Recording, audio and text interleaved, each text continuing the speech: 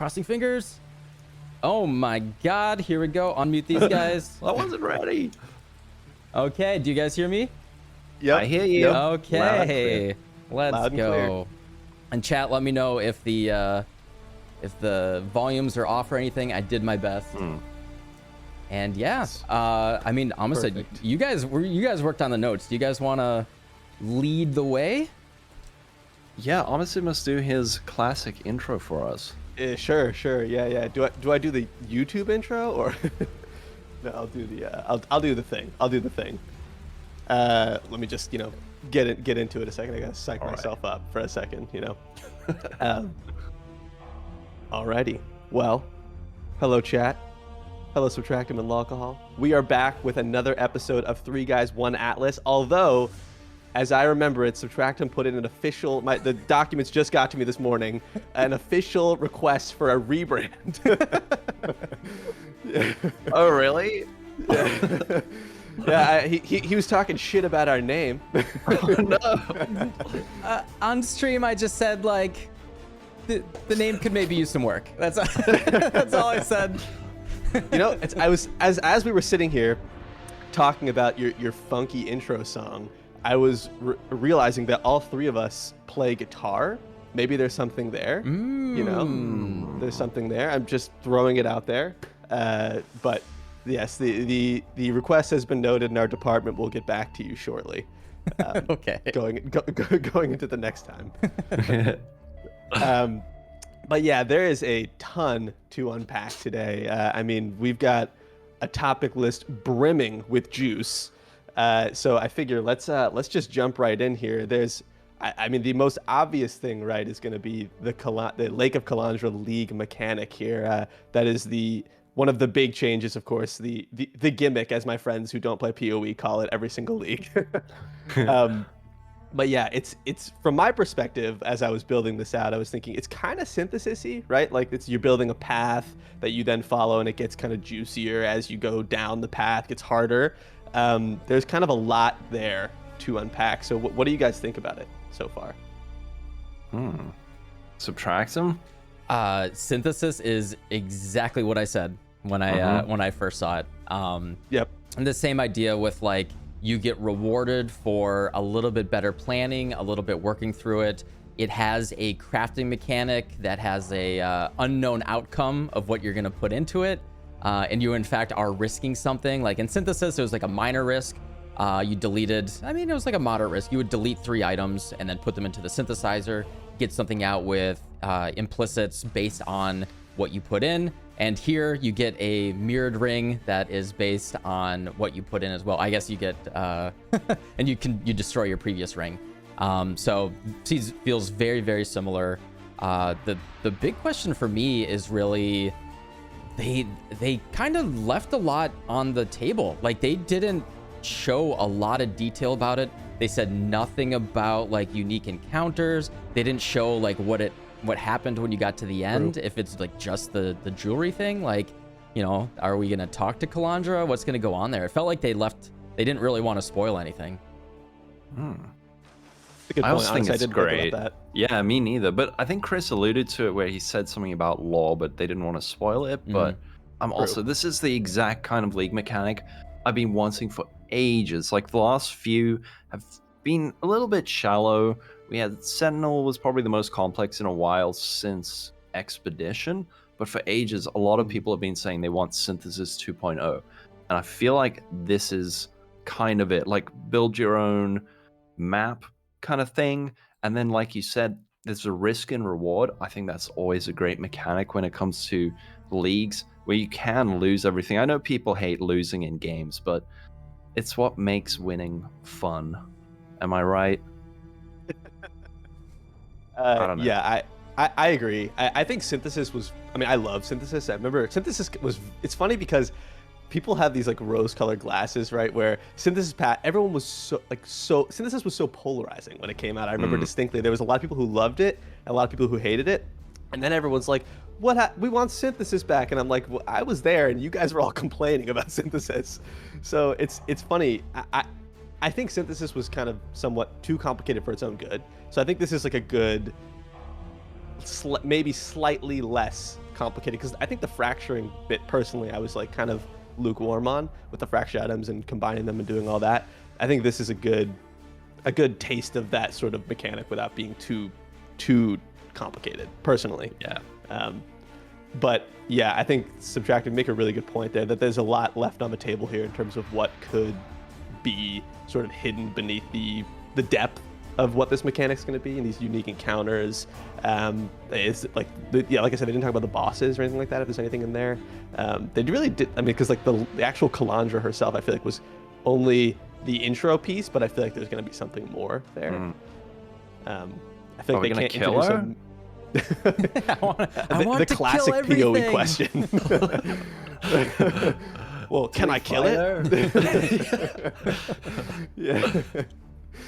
But yeah, there's a lot there. There's a lot there to unpack.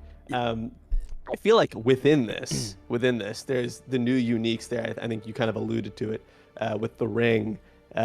Was there anything we wanted to call out there specifically? I mean, the ring is obviously very cool. That's definitely the standout. I mean, we haven't seen everything yet, right? I don't think we've seen all. There's 13 uniques. I think we've seen like 4, maybe 5. That many? Is that right? I thought we'd just seen about 2. We had the ring, the helm, the gloves. Oh, yeah. Okay. Isn't there? I thought there was something else. Maybe not.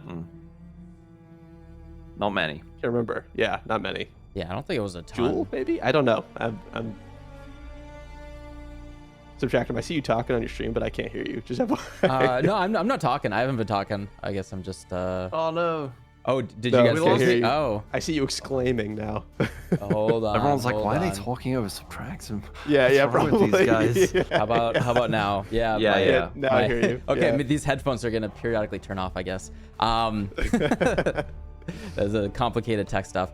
Yeah, I mean, I was just gonna say about the ring. I think the ring is pretty. It seems like they're trying to hit the mid level with a lot of these uniques, where like they gave us Crystallized Omniscience, Ash of the Stars, Mage Blood. That was like their big boom. We're just gonna hit you with the big stuff. We heard you complaining. We heard the complaints. People were not the happiest about the state of uniques, and I mean, you know, we'll be getting to the rest of the uniques later. But now that it looks like they want to fill out some of, like, it feels like there's gaps in your character progression with where you would use uniques in certain slots, and that's the way that I'm looking at a lot of how they're adding uniques right now, with like the helmet that they spoiled last night, which was just Onslaught, but level 18 Onslaught. Which is really, like, you get that off of Weaver in Act 2, you're really, really happy. Obviously, it's generally not an endgame helmet, but like the ring, that just makes, honestly, just like gearing more accessible, right? Like, there was actually a Reddit thread where Mark GGG went absolutely ham, just posting, he replied like 10 different people to like really feel it out, which I think was really interesting, because like, you know, from a code, I'm always interested about the coding perspective, and like the reason why they made it specifically a ring is since rings are, without any special casing really, they're already programmed to be duplicated, because you already can equip 2 of the same type of ring. Like all the code for like dealing with special cases there is dealt with, so they were able to do that very, very easily, compared to any other slot. He said even dual wielding would be kind of funky because it changes the way that certain things work in the game. But like, yeah, like the ring itself just seems like it helps you gearing out your character. Like, you just get one really, really nice ring, and then you can just duplicate that instead of having to craft 2. But I guess I don't really know if it doesn't feel like a big power spiky item. It's just like nice to have. You only have to go for 1 ring. It just helps out gear. If anything, if that ring is moderately common, feels like it actually just makes it easier to put together a character. Do you think it's going to be common, or is it going to be like a chase unique? I think it's going to be chase, personally. If that thing is if that thing's a super chase unique, that actually seems a little odd to me, because it doesn't seem like insanely, I guess it's equivalently as powerful as the best item that you could mirror, right? Yeah, so, exactly. Yeah, I mean, I guess there's that. True. Actually, that's a really good unique design. Something that's not necessarily overpowered on the surface, but if you, how do I put it? Do we have another item like that that kind of scales with power that you've acquired in other areas? Like if you have a really good +1 frenzy ring, now you just have 2. Yeah. That's really cool. And I don't think we've had anything like that before. But if your It's a gear good sucks, it's literally worthless. True. Exactly, right? True. Yeah. Yeah, bad by itself. Yeah. I mean, because everything's obviously the whole game's built on scaling, but that's like a different type of scaling. It's an interesting point. I do think it's going to be somewhat rare though. I mean, they mentioned in the patch notes or in the announcement, one of the two, saying that it's, or rarely you'll find this ring in there, but who knows what the definition of rare is, because I mean, we've seen their definition of valuable, so Yep. so who's to say? But I think it'll be cool either way. I'm excited to see the other uniques. I feel like they've been on a roll lately with new uniques. Obviously, that's maybe a great transition, the best transition we're going to get into talking about the reworked uniques. But there's a ton there to unpack, and I feel like some items I feel like have been divisive, polarizing, but for the most part, I feel like people are pretty excited about these. Maybe I'm not tuned in to the Reddit in the way I should be, but yeah. The biggest one I'm excited for, there's also, well, to start off, Death Rush. Have you seen? Death Rush just gives you adrenaline on kill. I did see. Like, for anyone who doesn't know, that's 100% increased damage, 25% increased attack cost and movement speed, 10% physical damage reduction. That's really strong. And 5% life recovery on kill. Which build do you not use this item on? Champion. I don't know. Okay. Yeah, all right, fair. Get owned, alcohol. Get owned. Sit down. Yeah. Well, there's that. Yeah.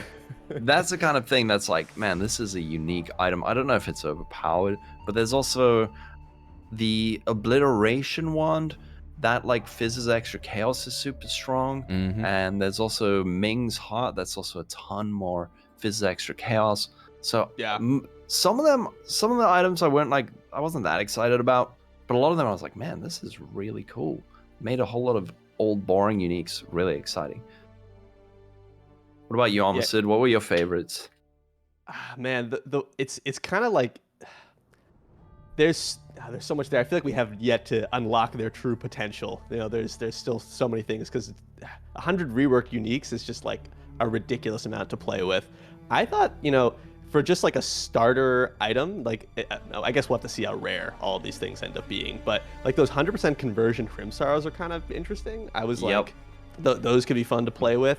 Because I was kind of thinking maybe I want to do like a cold spectral throw, and then you just get all your conversion right there on those gloves. I don't know. There's something there. I'm using them on my starter. Oh, and they were like perfect. So I'm gonna, we'll talk about it later, but I was only getting to 90% physical converted to cold with the mastery and old Crim Sorrow, and now 100% with those. So I was super happy to see that. I hope they're not like mega rare. That would be the only downside, but I feel like they can't be. They're not that good. No. They're just kind of probably like be the same. Convenient. Yeah. They save you some points, but yeah, I like the idea that they're giving you these questions, right? I had mentioned this kind of prior to some other folks, but I think there's something interesting. I like that they're redoing old uniques as opposed to just kind of leaving these in the dirt and building new uniques that have these features and kind of just like power creeping them directly. I like the idea of at least power creeping within the same item, So that way it's a little bit, it's a little more concise, and you can say, okay, these items that I used to not, even give a second thought to are now kind of interesting again. I like that from just like maybe a veteran's perspective, I guess. Maybe if you're just starting this league, this has no impact on you, but as a longtime player, it's kind of cool to see. So I'm getting asked in chat as well. It's exactly what I was going to talk about. Is they're consolidating. Like a very interesting thing is they're deleting a lot of faded uniques, and they are bringing some, but not all, of the faded mods down to the base version. As an ardent hollow palm enjoyer, I noticed that the brisk wrap got nerfed. The brisk wrap got buffed, but the wild wrap, they didn't bring everything over. So they brought the damage per dexterity down to the brisk wrap, but I believe they removed the attack speed, which was like, it was like a 10 or 15% attack speed on the base item. And they're like, yeah, and then Hiri's Ire is looking at a bad, like, in Frostferno, right? Like, so I think we definitely have like a cluttered, unique, topography right now. Like there's so much stuff out there that is just like unused, but like the way they consolidated it, like I don't feel like most of the faded uniques were overpowered generally, and like it especially feels like they're trying to bring the power into the lower level items to make it maybe more like, it feels weird because a lot of it is like leveling, like oh, you can wear this unique. If you can wear this unique at level 40, we want to make sure that the power level, it doesn't go above level 40. And so they brought some of the power, but then it feels like they rebalanced it in a spreadsheet. And I know that they started, like, that's the way that, you know, balance fundamentally works, is like, here's the amount of power points and here's when you can equip an item, because they've talked about how they do this. And it feels weird to do that with specifically build enabling uniques that you generally like really care about, and like very few of them are like overpowered at all, right? Like now Aznath's Chant has Aznath's Mark trigger, so it's like Aznath's Mark by itself right now is borderline worthless. Like, okay, you can get it in Act 1, and it's like maybe you'll wear it in Act 1 and Act 2, but it's like borderline worthless. But Aznath's Chant is why you actually use it. They're deleting Aznath's Chant, bringing the trigger down to the Mark, and then removing, I think they removed like some of the attack speed and something else, and like cost speed. Yeah, it's like they want to make it accessible for some of like the unique characteristics of the faded, but they're just straight up removing some of the power that would make you want to use it in the end game, which is weird because there's just no replacement for them. You're using them for their unique properties. So like I think a lot of you guys, a lot of you guys were talking about, like, you had some like really cool predictions about like the Lake of Kalandra, like interacting weird stuff with uniques, and maybe we could do some cool stuff with like unique stuff, and like because that's the whole lore behind it. And I just kind of sad that this is, I do feel bad about that kind of direction there. I think that's fair. I was, when all these unique changes were getting announced initially, I had thought they were just going to get rid of the non-faded versions and only have the faded versions exist, because I mean, even from like a softcore trade perspective, like an economic perspective, the faded uniques were not expensive uniques, you know, for the most part. I don't think there was anything that was worth much at all. So it's kind of like, then you make them worse, and I don't know. It's I agree. It's kind of an odd maneuver. Did they, which faded uniques are they removing? Because there was a list of reworked uniques. Was it anything that wasn't in that list is removed, like Dreadbeak? All faded. Like so they're being removed, but they took the ones they didn't mention, are they just like out of the game, or how does it work? Because, okay, for example, I was looking at like a low-life Dreadbeak build, and I scrapped that idea. It was terrible. But there was nothing about Dreadbeak, so if I was going to go Dreadbeak, and they didn't mention it, is it just out of the game? Or is Dreadbeak the new Redbeak? We don't know, right? All equals all. No. They said there's an all equals all. Yeah. So if it wasn't mentioned, Dreadbeak just doesn't exist, and now there's only Redbeak? Correct. Yeah. And so underneath all the uniques, there's a line that says all faded uniques have been removed from the game. What? Correct. Yes. I'm so glad that build was bad. Imagine. I would have been so sad. Yep. You were this close to unlocking the meta. This close. Yeah. Okay, that is really lame, man, because I don't see a problem with having really powerful uniques early on that are then good in the end game. So I know people hate it when I talk about Diablo 2, but some of the most powerful items in that game you can equip when you're like level 25 or level 29. Stone of Jordan, equip that at level 29, but it's one of the best items in the entire game that you can keep using. So I don't see the problem with like make Astronauts mark, good. Just let us use it earlier. Or is there some kind of abuse that could happen if they did that? I think it's just a spreadsheet rebalancing. That's what it feels like. Really? Yeah.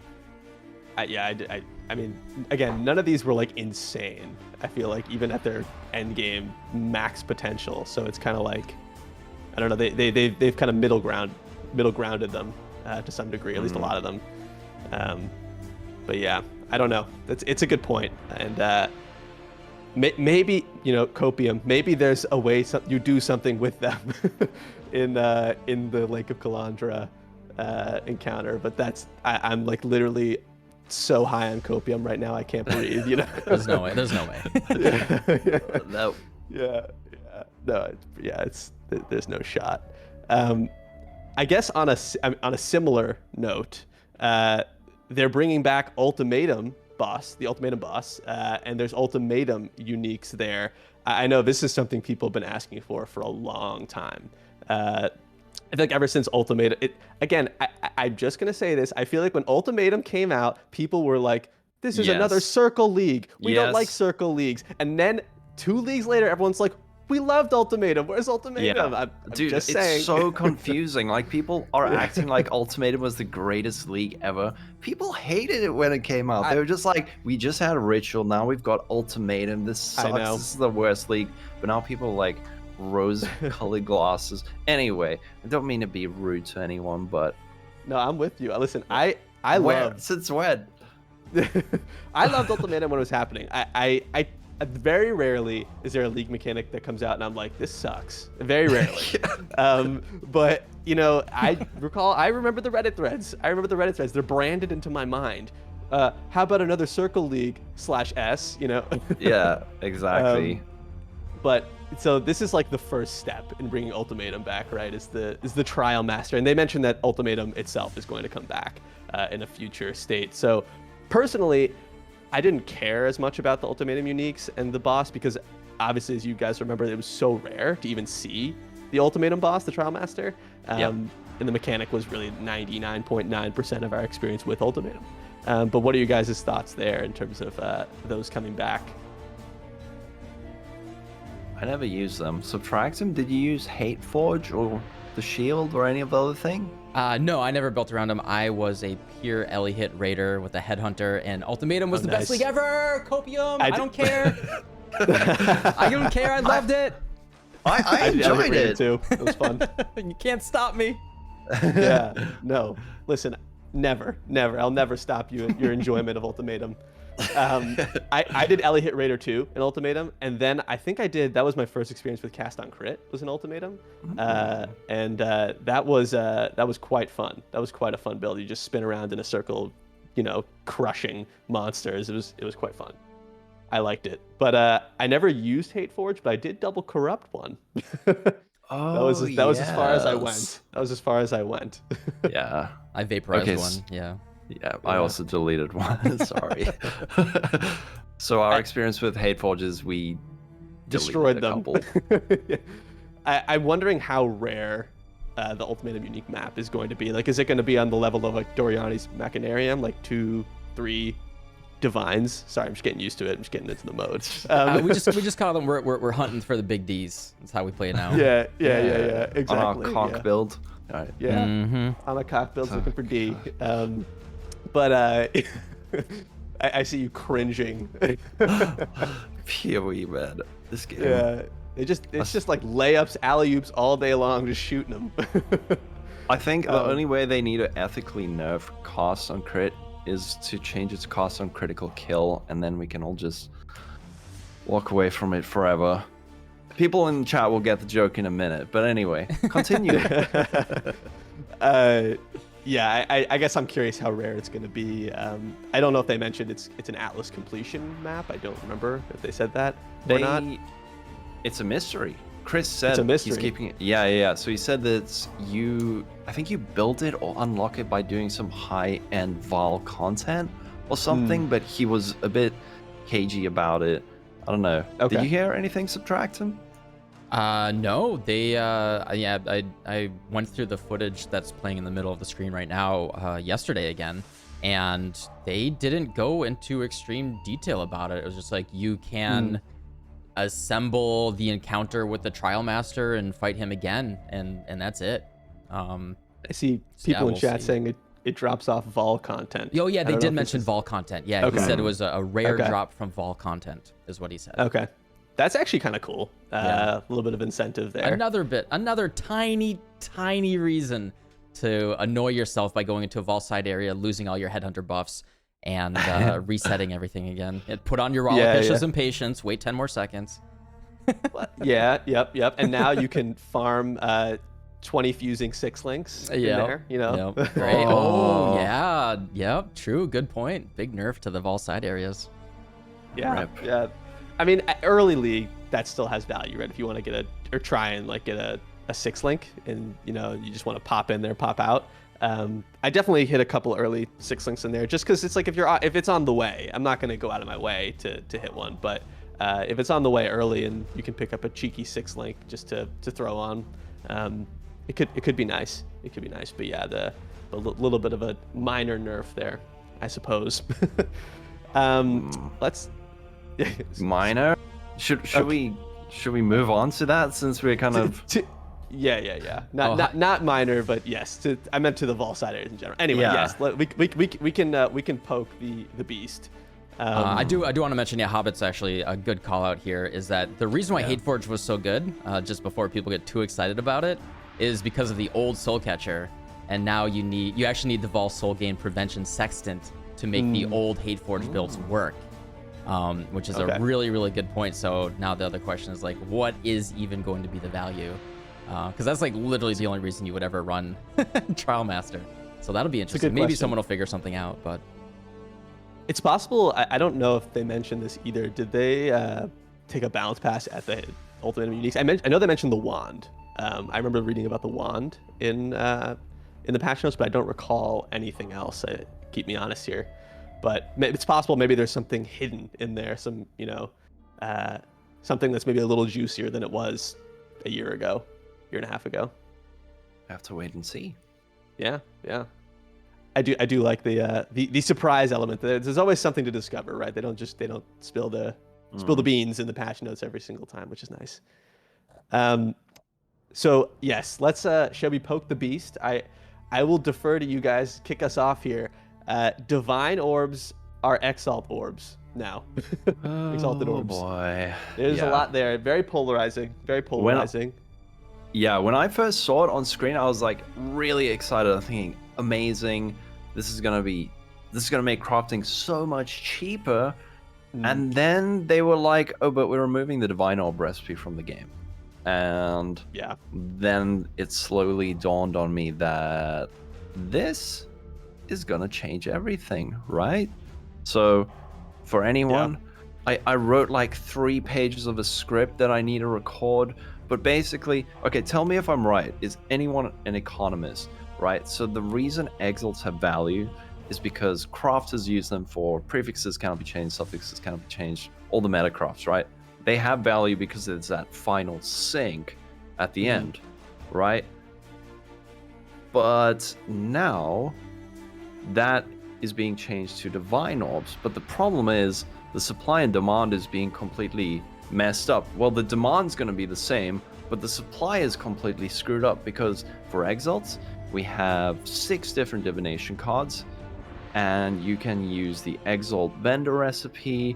You can farm them from harbingers. So there's about 8 sources of exalt specific target farming. Whereas on the other hand, we've got divines. There is one targetable source, which is the Sephiroth, which you can get from Dominus or the High Templar in Villa map. You can also get it in Palace, but Palace has been removed.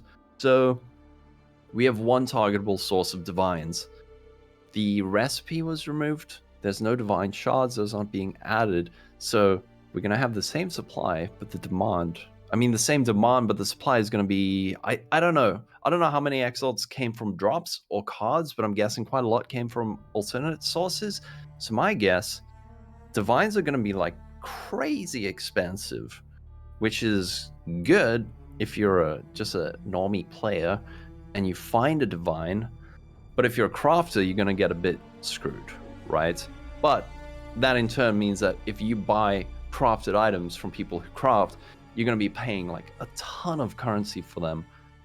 But we're going to have to see. I'm excited for it, but I'm curious what you guys think about it. Is it good or bad?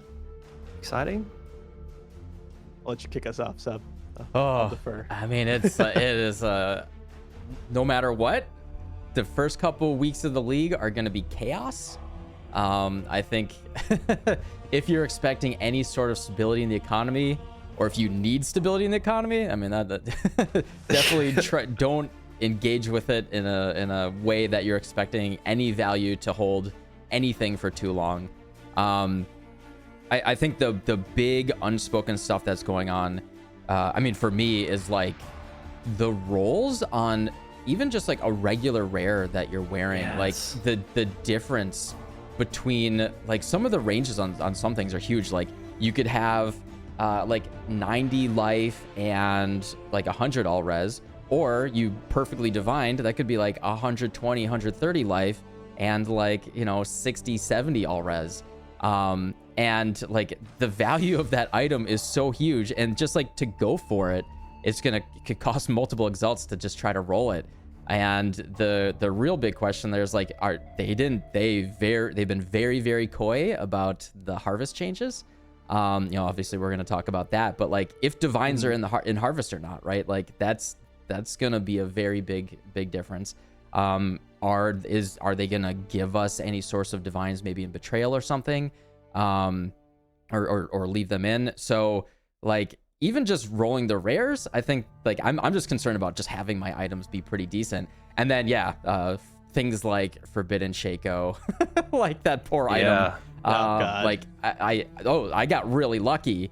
I was gonna do a Forbidden Shaco gamble a couple days ago, and so I bought 1,200 divines the day before the patch, the league announcement. And so everyone's like, oh yeah, you're gonna be so screwed. And then I just logged in and showed my stash. And they were like, what the hell? That's multiple mirrors worth of divines. This is a safe space. You can admit that you had an inside track. Oh yeah. Chris called me up and be like, yo, we got a warning. Yeah. Yeah. So it is going to shake up. I'm really just concerned about rolling my rares and just having like decent items. Like right now, it's really nice, like especially when you get to white maps and you find a harvest and you got your eye level 60 gear that, I just need to hit it with a couple divines and I can cap my res again. That's really nice. If there's no comfortable source of doing that, I mean, it's going in the direction of what GGG wants, of like, hey, your item, yeah, it's divined poorly, but screw you if you think you're gonna divine that any better. Like that's a 10C item. You're not gonna waste what do we a divine's worth of divines trying to fix the item. Fixing the language is gonna be so hard. So it's like you're only gonna be looking for like something similar on the ground. You're actually not gonna be turning rares off on your loot filter possibly, after the first couple days of a league. So that's gonna be really interesting. Yeah. Sorry, go ahead.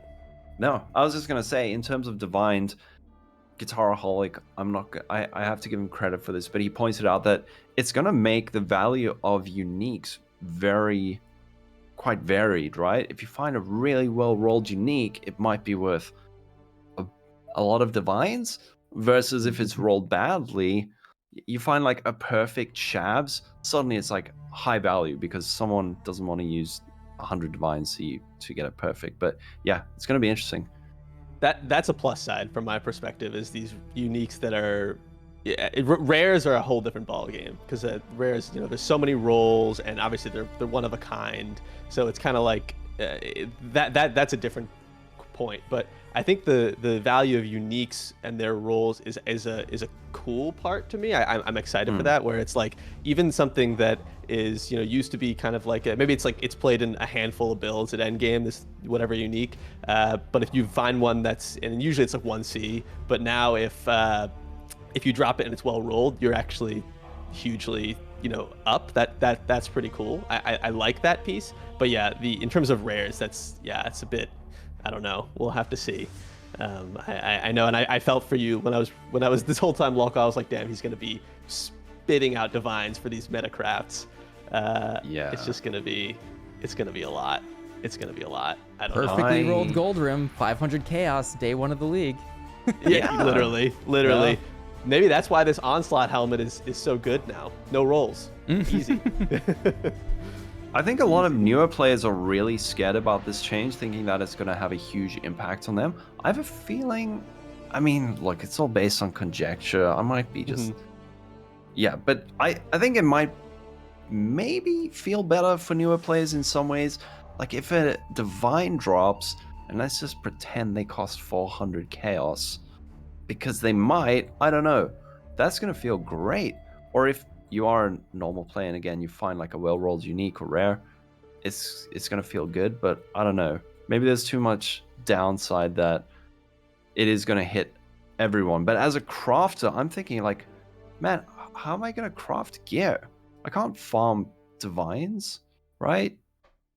I don't know, we'll see. Yeah, well, the one point that's been brought up in the past is I suppose that these thieves trinkets that give you chaos as divines or regals as divines are definitely going to be a little bit juicier now. I mean, that's very small. It's not really quote like you can't like target farm it in the same way. It's not like reliable, but it is something.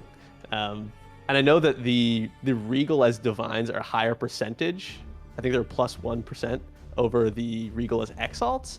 And obviously the chaos as exalt was always the very expensive, chaos as exalt was the expensive trinket. And I think that's the same, if I'm not mistaken, the chaos as divine. So there's no change there, but I don't know. It's something. It gives you better odds. And if you want to run heist, then I guess that's the route to take. Okay. So we got a heist again. All right. We go to heist. Back to heist. Back to heist. Have we exhausted it? Have we poked the beast enough? I suppose. I mean, there's just so much. Like, it's gonna be chaos. We don't know all the consequences. We're gonna have to feel it out. Like, yeah, I mean, people are saying in chat as well that like, psychology is gonna play so much into this, right? Where very true. You get that divine, and people are gonna like hoard it. And like especially like one of the biggest mistakes that you can make is being fully, you guys know on the opposite side, like if you're too risk averse, right, you won't be able to engage in an economy that has that chaos, has that risk to reward ratio. And and I think that one of the biggest problems for newer players with engaging with the economy, one of the biggest flaws that they make is they overvalue their currency, and they don't even think in terms of like, oh, it's only 90 days, who cares, maybe I'll funny money.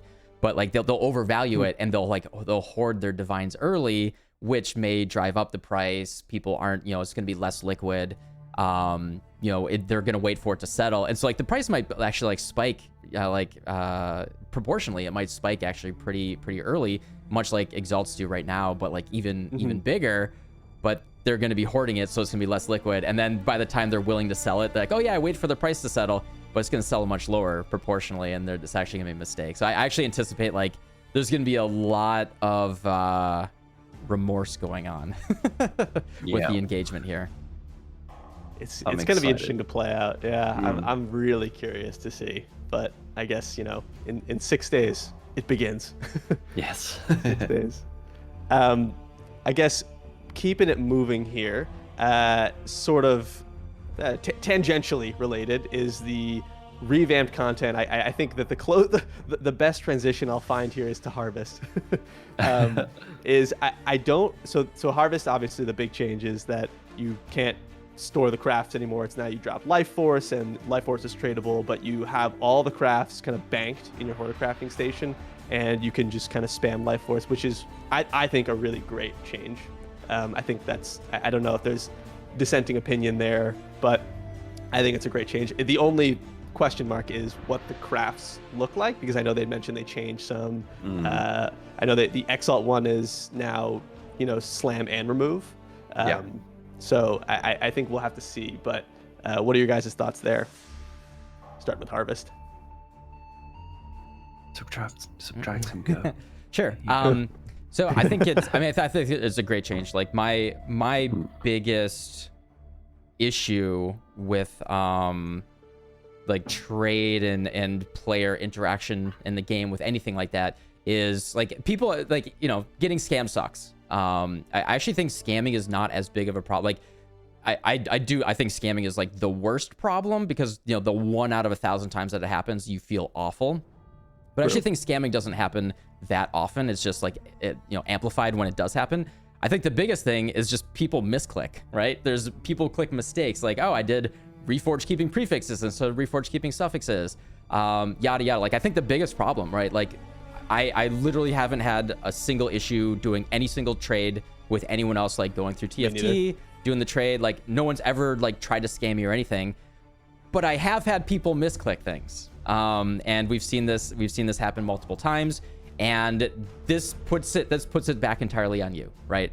And like I think that's the best thing for me is that like you're still probably gonna bulk sell and trade, you know, at least the people that are the big time crafters. If you're buying like fracture and synthesis stuff already on TFT, you're just going to be bulk selling and bulk buying the life force on TFT. You know, I think but it streamlines it a lot such that now the person that's clicking on it is the person that, you know, if you mess it up, that's on you. And I think that's the hugest thing. Not to mention that, like, now you just get to choose your crafts and you can maybe even exchange stuff. So like, oh, I have 1,000 blue essence, but I need 10,000 purple essence.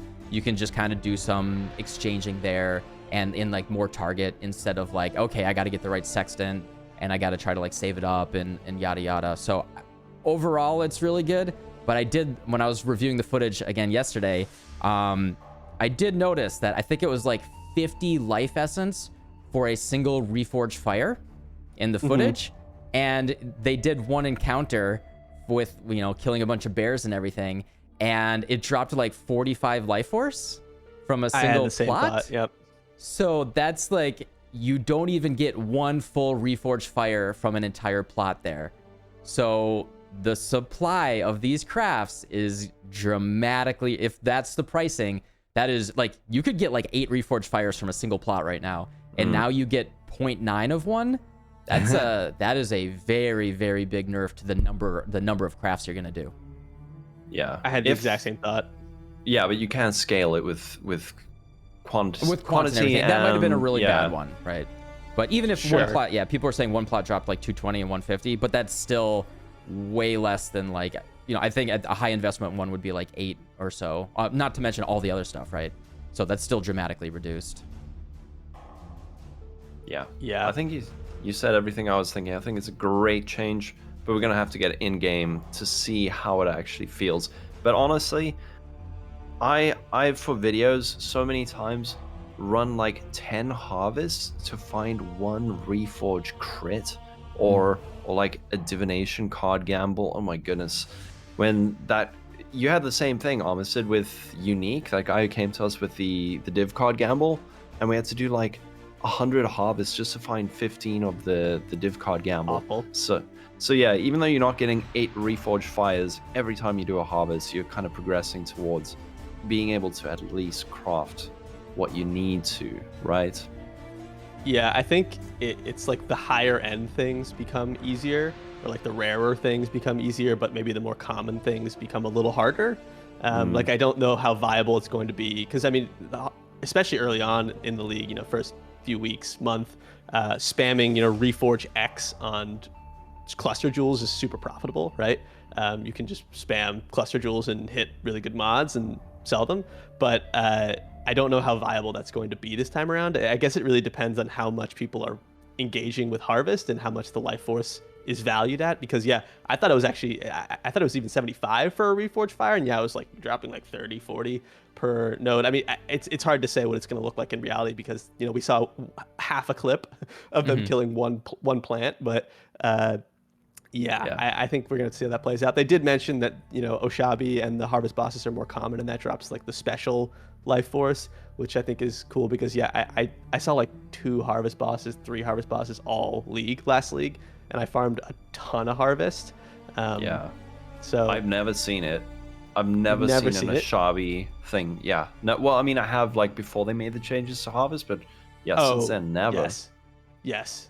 So Yeah. Last league, I got 2 fractures from one plant, or 2 leagues ago, I had 2 fractures from one plant, but then I didn't get any this league. I don't know. So I guess I'm curious how common is more common. exactly. Yeah. So I guess we'll see. But yeah, from a playability perspective, I like it. I like it just because it's great. Having to deal with like deleting crafts, using them, having to, because you'd hit 15 crafts, and I'm like, okay, well, if I'm farming harvest, I have to kind of do something with these. Otherwise, I'm wasting crafts when I get into harvest. I have to sell them or I have to use them, whatever. Whereas now it's like I can just play and keep going and accumulate, theoretically, infinite crafts, right? So I like that from the playability perspective, but we'll have to see how it plays out in terms of usability. So the other 2 league mechanics that got revamped were Arch Nemesis and Beyond. I guess let's start Beyond. Just 50-50 coin flip in my head. So Beyond is now basically Scourge, kind of. They replaced the red paint bandits, as they mentioned in the announcement, with the Scourge monsters, which is cool from just a visual perspective. And Tainted Currency is back, rare but back. What are your guys' thoughts there? I'm into it. I think it's great. I didn't realize how ugly Beyond was until they zoomed in, right? I know. My goodness. I was like, "Ugh, yikes. But I think it's super cool. Beyond, one thing they did do is they capped the amount, I forget the wording, they capped the amount of monsters that could spawn.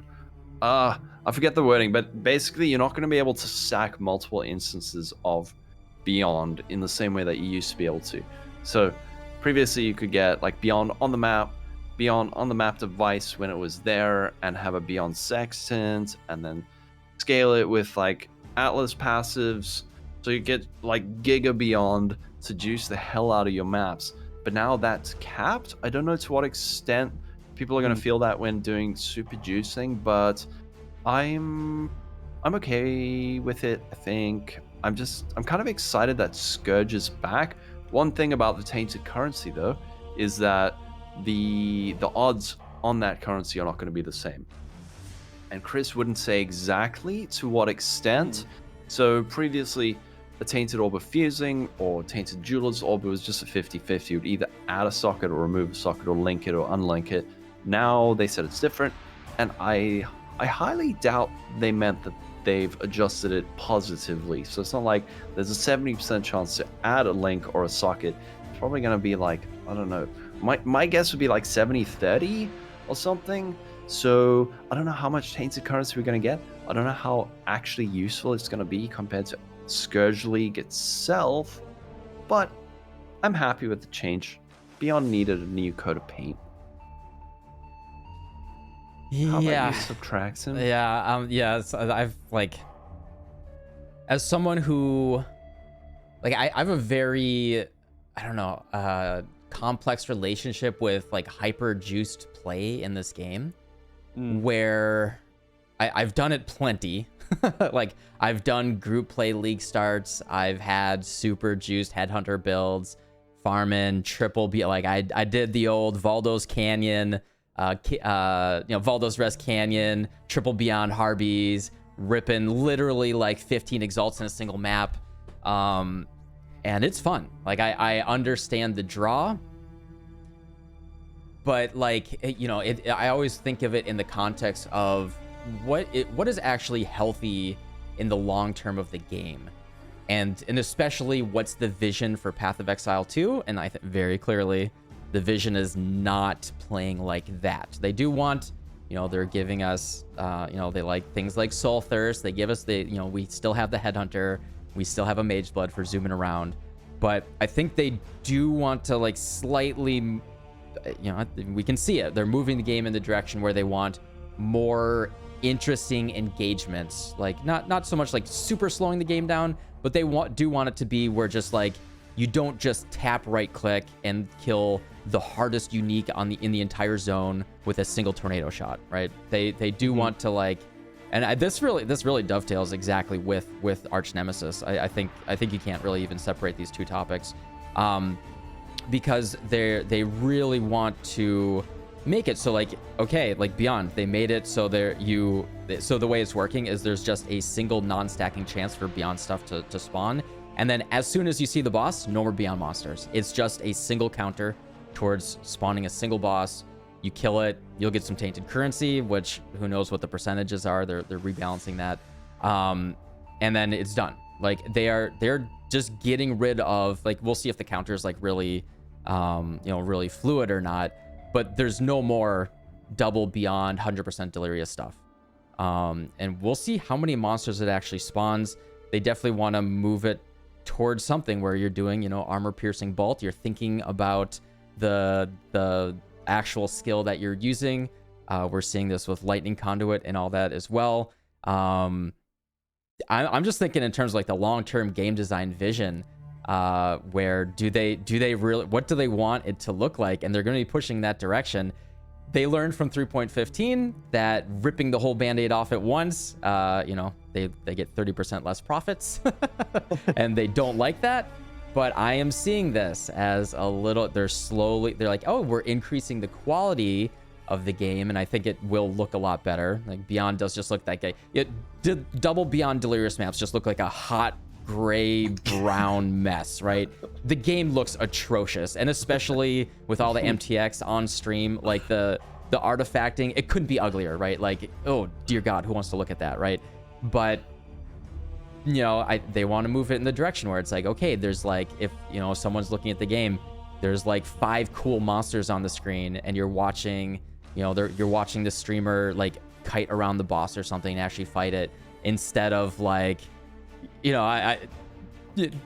it's really, really entertaining if you're a Path of Exile player to like watch Empyrean do his stuff, but it is at like 2 FPS, right? Like, yep. And I think GGG is like, all right, we probably don't want, our game, like, oh, the height of gameplay is 2 FPS. No one knows what's happening. And then, the cool part about what they do is like, seeing 10 headhunters drop in one map. So yeah, we'll see. I think I'm looking at it from like the long term, and I think this is a big scaling back from the juice, right? And going into Arch Nemesis, I think this is like very, very, very similar idea. Yeah, we should have actually started with the Arch Nemesis. Is there anything else you want to add on? The coin flip failed. The coin flip failed. Fuck. Damn it. It's even written in order on the thing. I'm not perfect, okay? Alphabetical every time. Yep. Okay, well, let's talk about Arch Nemesis then. Sorry. Yes. So Arch Nemesis is kind of, to your point, Subtractive, very, very much tethered to the other changes, but the rewards are scaling with difficulty, kind of in the way that they actually did in Arch Nemesis League, is the impression I got, right? Where if you fight an Innocence Touched monster, it will drop, quote, Innocence Touched loot, which is, it's funny because I remember Alcohol, we were having the pre 3.18 discussion with Sniz, and I remember we were talking about this, and we were saying, oh, I just assume that's what it's going to do. Right? I think everyone assumed. Yeah, and I'm glad to see that change. I guess I'll be curious to see how it plays out a bit, but I mean, from what the limited gameplay that we've seen, right, it does feel that it is dropping the loot that it theoretically should be dropping when you kill these monsters, because it's like there's nothing worse than it's like a Sentinel mod, where he's just sitting there just like immune, just like you're just beating on him for like 5 seconds, 10 seconds, and then they drop nothing. It's it's beyond frustrating. Side note, Pog, that's not going to be the case anymore with Sentinel, but so what do you guys think about that? I love it. I think it's great. And the idea is that the game's going to be slowed down, maybe. So there's going to be fewer rares that actually spawn in maps. But the idea is that you are rewarded for your time spent. And I think we need more stuff like this, because a lot of problems people have with PoE is stuff like just randomly dying to things and you don't know what's happening. but it's because you're juicing the hell out of your maps, right? Just to get good drops. So if there aren't 10,000 monsters in a map, you have a very low chance of getting something good, right? So you have to do it, and as a result, there's very little visual clarity. But by doing this, where there's just like 1 giga rare, hopefully you have a more meaningful interaction with the monster, and when you eventually do kill it, you get something good for it, and at the same time, you can see what's actually happening on the screen. We're gonna have to see if that's actually the case. Like, are there still gonna be a whole lot of rares in a map that kind of mess up the screen and you have a whole lot of ground dots and stuff? I hope not, but if this goes over well, then maybe they can keep doing stuff like this in the future. That's my hope, at least. Yeah, I mean, Yeah, I'm super happy just killing. I'm anticipating, you know, the harder mobs might, you know, bringing back the 4 mod rares. People might have some issues with it. Like, even I did like, you know, my end of the league video a few weeks ago, just like, hey, I like the league. You know, it was pretty rough on day 1. You know, definitely. Although, you know, Chris didn't have any issue with it. But because he's a god gamer. Okay. He's a god gamer. But yeah, the arch nemesis rares were pretty, you know, they, especially if you wanted to do certain builds, right? Like if you were relying on your flash charges, or you're relying on, you know, certain regen mods or something like that, certain like combinations of rares could just like brick your build and kill you. And they toned it way down. But even in the case where it is right now, I had quite a few comments, you know, it's YouTube comments, but I had quite a few comments on that video where I just said like, hey, I think the league is really good at this point, and I have no issue. And I still had people just like remove arch nemesis from the game.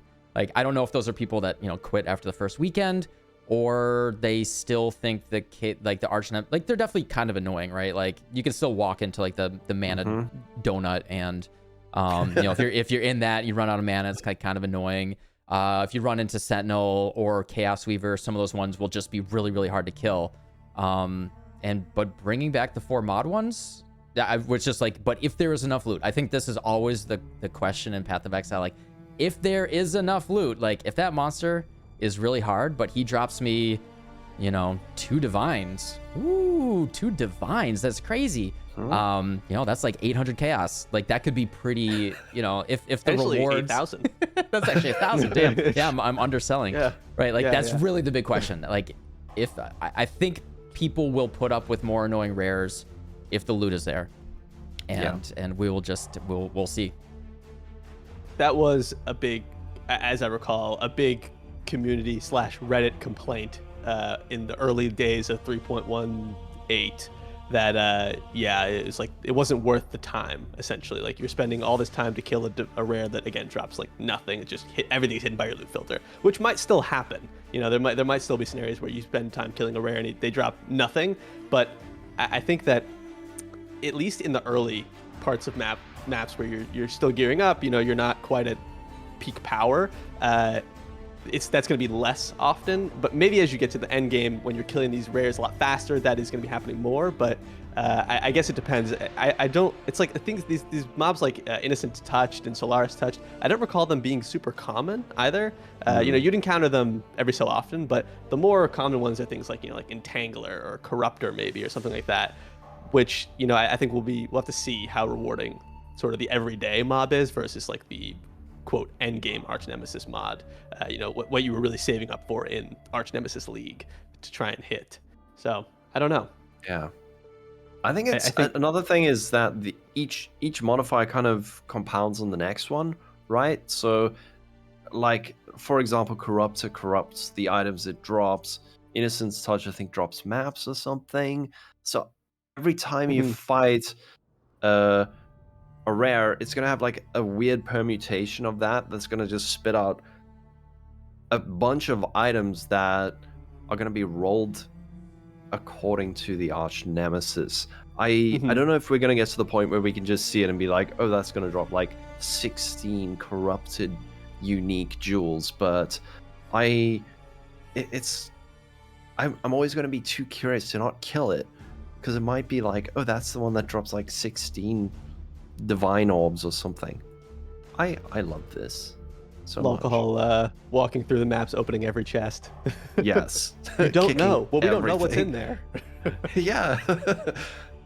there. Yeah. It's one of those things that I think it's hard to talk about without playing with it a little bit. I think it's going to be one of those things we'll have to see how it plays out. But either way, exciting to see the changes. I think again, can't look at it through the lens of day one 3.18 Arch Nemesis, because it's, as Chris mentioned in the announcement, it's gone through so many balance passes at this point. I think it'll be interesting to see how it plays out, because I feel like by the time, at least from personally, like by the time we got to like the end of week 1 and all the balance changes had occurred, I was already my character was getting much more powerful, so it was less annoying just by default. So I don't know. I think it's going to be interesting to replay it with the lower difficulty, theoretically. I can't wait. I'm a little worried about XP. Will that get negative? Will that negatively affect XP, especially for Sure. non-softcore trade players? And then also, will that affect the number of rares in Legion as well? Like maybe even 5-ways get slightly nerfed. Like I'm very curious, like all the things that get affected by the number of rare spawns and the way that they scale everything there. There's a lot of questions for sure. Yeah. Which is exciting, right? Because the last few leagues, there were not a lot of questions, I don't feel like. This league, I feel like we're going to be jumping into a game that feels very different for a lot of different reasons. Agreed. And, oh man, I'm actually so excited. The more we talk about it, did we even ask at the top of the show, is everyone excited about this? Or is it just me? I'm very excited. Yeah. I'm very excited, personally. Subtract him?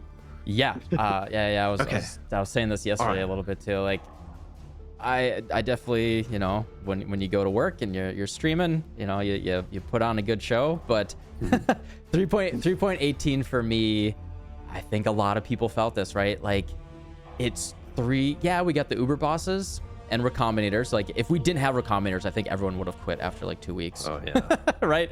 I think it was mostly, there was a couple of new builds maybe that came out, but I think, like, I don't think they should do the no changes again.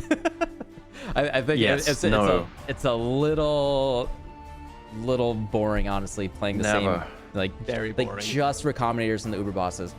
But I guess it does make me, I am like legitimately happy for 3.19 and these changes. I need new stuff. I'm with you. I'm with you. Yeah, it was kind of like, 6-month league, legacy league, Yeah. It was I'm with you. I'm fine that they tried this out once, especially coming off of 3.17, which was a really, really fun league from my perspective. So it's like, better than it coming off of like Scourge or something like that, which was kind of a little bit lackluster from my perspective, at least. So yeah, I'm with you though. I would prefer not to do this again. So, looking at the old list here, there's obviously, we haven't touched on skill changes yet, but before we get there, I did just want to quickly call out a bit of a topic pivot. We didn't touch on Atlas memories. I just wanted to get your guys' thoughts there. I personally think those are very, any ways that like kind of mix up endgame farming are welcome from my perspective, and like basically getting to say, hey, I actually just want to run a chain of Harbinger maps or a chain of Breach maps or whatever it is going to be, is kind of it's a nice little mix up in the day, as opposed to just being like, because I remember it's like in the old days, right? You farm up Conquerors, you repeatedly farming up Conquerors, Cyrus, Conqueror, Cyrus, and then you're kind of like, it's like the cycle is very repetitive. Of course, you can do other things, but like the basic mapping at its core was very much the same, and this kind of adds a little bit of spice to that. What are your guys' thoughts there?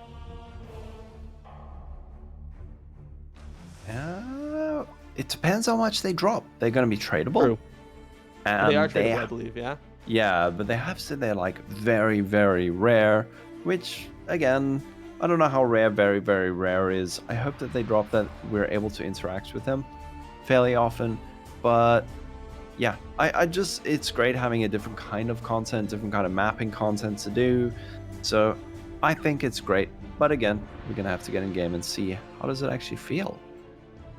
I think variety yeah. I think just some variety, right? Like Path of Exile players tend to like to optimize things. And one of the most annoying questions that I have to answer all the time is how do you sustain your Crimson Temple? How do you only sustain Crimson Temple? And how is that the only thing that you don't want to just run the exact same map for 8 hours every single day until you get your Mage Blood? And anything that mixes it up a little bit, as long as with everything, are the rewards there, right? Is it worth doing, or do we just leave it on the ground? That's the real question. But if it's rewarding enough and it gets a little bit challenging and you're like, yo, we could get 3 divines at the end of this, that's actually gonna be worth doing. It's actually, I'm just working into every single thing that I'm saying to try to get used to it. Is like, you know, I want it to be like a super Pog moment where it's like, oh my god, we got like a Nico memory, this is so cool, and then I'm gonna run like 4 different maps, and then at the end, you know, it's like a guaranteed 6 link or something really, really cool. That would be awesome. And I just, as with everything, you know, the reward needs to be there. And I mean, we saw that with the Uber bosses this league, where, you know, anything within a softcore trade economy is you are competing with the people that can hyper optimize. And you know, it literally, it wasn't worth fighting Uber bosses, like, unless you're doing like stream content just for like a challenge or something. You're always better off selling the key to some cast on death person, right? That's just like I'm doing 80 Searing Exarchs every single hour, right? And you just can't compete monetarily because of like the optimization. And so I want them to make sure that the reward is there for the player to do, even in a softcore trade. Like, as soon as something is tradable, right, you are going to be looking at it. Like, unfortunately, it incentivizes, you know, even if memories are tradable or anything like that, it incentivizes the player to look at it for the settled global value within the economy, instead of like, I want to engage with this content. And like, the big thing that I always want to push, and I especially like, we lost you, Subtract. Oh, you lost me again. All right, hold on. I think your mic turned off. Yeah. All right, yeah. There we go. We held out for so long. Yeah. I know I have to, it's like every 15 minutes I have to turn it back on. Okay. Yeah, like the big thing is like, I really want to push people to engage with more content, because I just think it's more fun for people to actually play the game. Because like, I think, yeah, it is fun to get rich, but then you're only doing that thing. And I've seen so many people say, hey, I just farmed like crazy and I got my Mage Blood. What build should I make? And I'm like, you just spent 2 weeks farming a Mage Blood and you don't even know what to do with it? Like, or like, I got a Headhunter, I ran 3 maps and it was fun, but now I feel empty inside. And, you know, that's why, like, I think the big thing is, like, think about the content for your personal enjoyment. Think of it with, like, the value for it. And this is a long tangent from talking about memories, but, you know, like, I want people to do it, right? I want them to run different maps and look at it for fun instead of just like, I just don't want to see everyone selling them and just no one runs them, right? Yeah, like optimizing the fun out of the game, right? Exactly. Yeah. Don't you guys want to know what's going on in Nico's brain? I do. I mean, come on. I actually do. Yeah. See, it's gonna be. I think that, you know, this is a lore patch, guys. I mean, this is all lore. We got Kalandra, we got Nico, we got Master Memories. I mean, come on. There's a lot to get into there. I'm fine spending the next 2-3 hours just going over lore if you guys want to. You know. We can leave that to Brittleney. Yeah. I was gonna say, yeah. But yeah, my like the quick take that I had when they announced this was like, I don't know how familiar you guys are. Sorry, yes, with World of Warcraft playing, I was a huge WoW player for many years, and it's like you have these, you know, quest chain type views, right, where you do these quests, and then at the end of the quest you get some special blue or maybe even a purple, right, and that's kind of cool. So I hope it plays out somewhat like that, but that's like the quick view. So before we get into all of the actual skill changes and buying time for long haul, there he is. Okay. There we go. Oh no. Everything's broken. We're good now. We're Oh good. my gosh. It auto-adjusted. No, you're good. No, all good. Okay. All good. Oh, wow. Dimensional shape-shifting. Yeah. Yeah, whoa. New skills. So this is the first league with new skills, I think, since Expedition? Scourge? I don't remember. It's been at least, I think, 2 leagues. Been Without so long. 3 leagues? I can't remember. When was the last time they did it? When they added like 1 skill for each ascendancy? I think that was the last time. Yeah, we got, in Scourge League, we got the link skills and then the 1 skill Yes. per ascendancy. Link skills, aka the nerf to gem blueprints. Yeah, we got really, really cool things like Ambush and Storm Rain and all these really cool... Nightblade? Nightblade. Oh, we did get, Nightblade it was insane. Yeah, a lot of skills that didn't really get a ton of use. So it'll be interesting to see what happens with these lightning ones. I was looking at the numbers on Lightning Conduit. That's the new one that only strikes shocked enemies. The damage on that thing looks ridiculous. The level 1 gem deals 58 to 174 lightning damage and 10% more damage with hits per 5% shock effect on enemy. I haven't looked at a bunch of other gems, but those numbers for a level 1 gem look ridiculous, right? I don't know. It's just I wonder how the playstyle is going to be on that. Yeah, it's like Bladeful Blade Blast with exactly lightning. That's my view. I'm not a person who enjoys the 2-button game style personally. I think it could be interesting. I saw a post on Path of Exile builds, and they were talking about dropping totems and then doing it, which could be maybe a little bit more. Maybe that, I don't know if that's worse or better, but it's an interesting idea. Totems to shock and then dropping lightning conduit, so maybe a little bit smoother from a gameplay perspective. But I don't know. I'm fine with the. I saw people mentioning previously. It's like, why do they only put in lightning skills? And I think it's just thematic, right? Like, it's just like, I feel like they've done similar things in the past with like adding like a themed skill or a themed group of skills rather. That doesn't bother me, but I think it'll be interesting to see how they play out. It's always a huge gamble if you league start a new skill. So I remember I league started Reaper in Scourge, and I know. Please keep me in your thoughts. So did I. I did too. Yeah. Oh, did you? Yeah. You know, it wasn't horrible because you could just easily transition. The nice thing is that like all of these, you can somewhat easily transition them into other mainstream skills if you need to, right? Like Reaper's easy. You just at the time you just went into Spectres or Skellies or whatever. But like with Lightning, I guess theoretically you could, become like an Arc gamer if you want to. Point is that like there's a backup plan, but yeah, it's always risky. It's always risky. Yeah, I mean, I think it looks pretty good. I've been talking a lot about like different ailments and stuff the past couple weeks, and shock has a very interesting property comparatively to chill, freeze, ignite, etc., where the threshold to hit good shock effect is actually pretty low. It's not that, like, it's actually balanced in a way that you can throw like moderate sized lightning damage into your build and get decent shocks. Like, it's really, really fair to get like, just have like 10% shock effect if you're using like Tempest Shield, because it hits so, especially if you're like a crit based build, because it hits, lightning just has really, really good shock effect. You only need to do like 10% of a monster's life, I think, which is less for bosses as well, to get 20% shock effect, and then, or like shock value. And if you scale any non-damaging ailments or anything like that, you can get like really chunky shocks.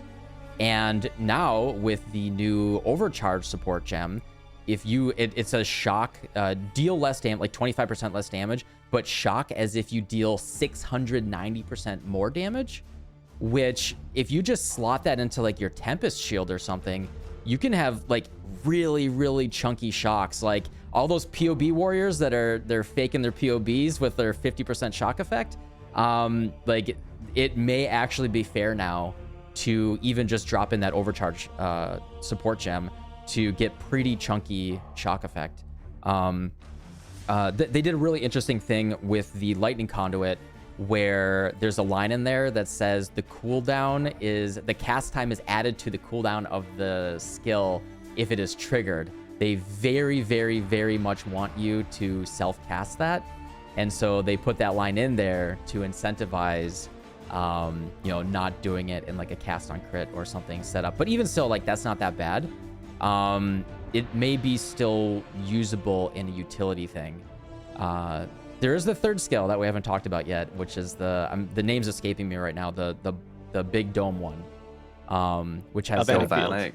Galvanic field. That one has a very interesting property where if you read how it works, you actually cast a buff on yourself, like kind of like Corrupting Fever-ish. You cast a buff on yourself, and then you'll get the one. I think it's when you hit a shocked enemy, it will create the galvanic field, and then it'll work from there. So it's actually a very unique way that the skill works, that there might be some very interesting effects to play around with there. I think they did some really cool stuff with these skills that, like, yeah, I don't think we should sleep on them, especially like, as you guys were saying, Lightning Conduit has incredibly good numbers that I think we should be looking at. Agreed. I kind of want to link sort it now. I know. No, don't let. I don't want to lead you guys down a dark path. Subtractum said it was good. He said it was good. Don't go down the dark path. That's always a mistake. Yeah. The thing is, I league started Arc last league, so I'm feeling like I've had my lightning power fantasy already within the last 3 months. So because it's like that's the backup plan, right? Like if things don't work out, at least the most obvious backup plan to me is you switch into kind of a basic Arc build until you do something else. But yeah, so that's if I had not done that, I might have considered it. But yeah, I think I've been a lightning god already in the last league, so maybe not. I think so. Similarly related is, and this is a big topic to broach, but there is obviously a ton of skill changes here. This kind of trickles into, you know, the defense rebalance, the minion changes, Trickster Rework. There's all these lovely morsels here to touch on. Where do you guys want to start it off here? There's so much. What piques you? What's that meme where this guy's dancing with the coffin? I want to do that with Seismic. Yeah. Go ahead. I thought Seismic's gonna be fine. Don't worry. Like they just reduced the cooldown thing a bit. Like it's gonna be a bit annoying, but it'll be fine. And then the patch notes came out and they reduced the damage by 30%. I'm like, it'll probably still be good. And then they nerfed advanced traps, and I was like, oh no. And then they nerfed a node on the tree, and it's just like it got hit 5 different directions, and it might be okay, but it's at the point where I feel uncomfortable doing a league start guide for Seismic Trap now, especially when I have seen some other kind of trappy mine builds that look like they will perform much better. I don't think that if someone releases a Seismic Trap guide, don't be suspicious of it. But personally, that level of nerfing was just kind of like pushed it over the edge for me, and I think it's time to move on. I'm glad. I actually want Seismic Trap to be dead. Wow. And I think it is. Wow, bold words. I like, come on, man. We've had it for how long? You're right. Since like 2014, it's been the best skill. Yeah, get out of here. Go away, Seismic. I bet you it'll still be playable. I bet you. I bet you. Like, it was so broken. It was so broken. So broken. It'll still be playable, but it will be used as a solidly damaging cooldown trap instead of I will delete the entire screen. I don't care if it's a Giga rolled Uber boss or even like clearing a map with it, you know, using Exsanguinate for a little bonus there. It's just, it was too much. Yeah, I think it's fine.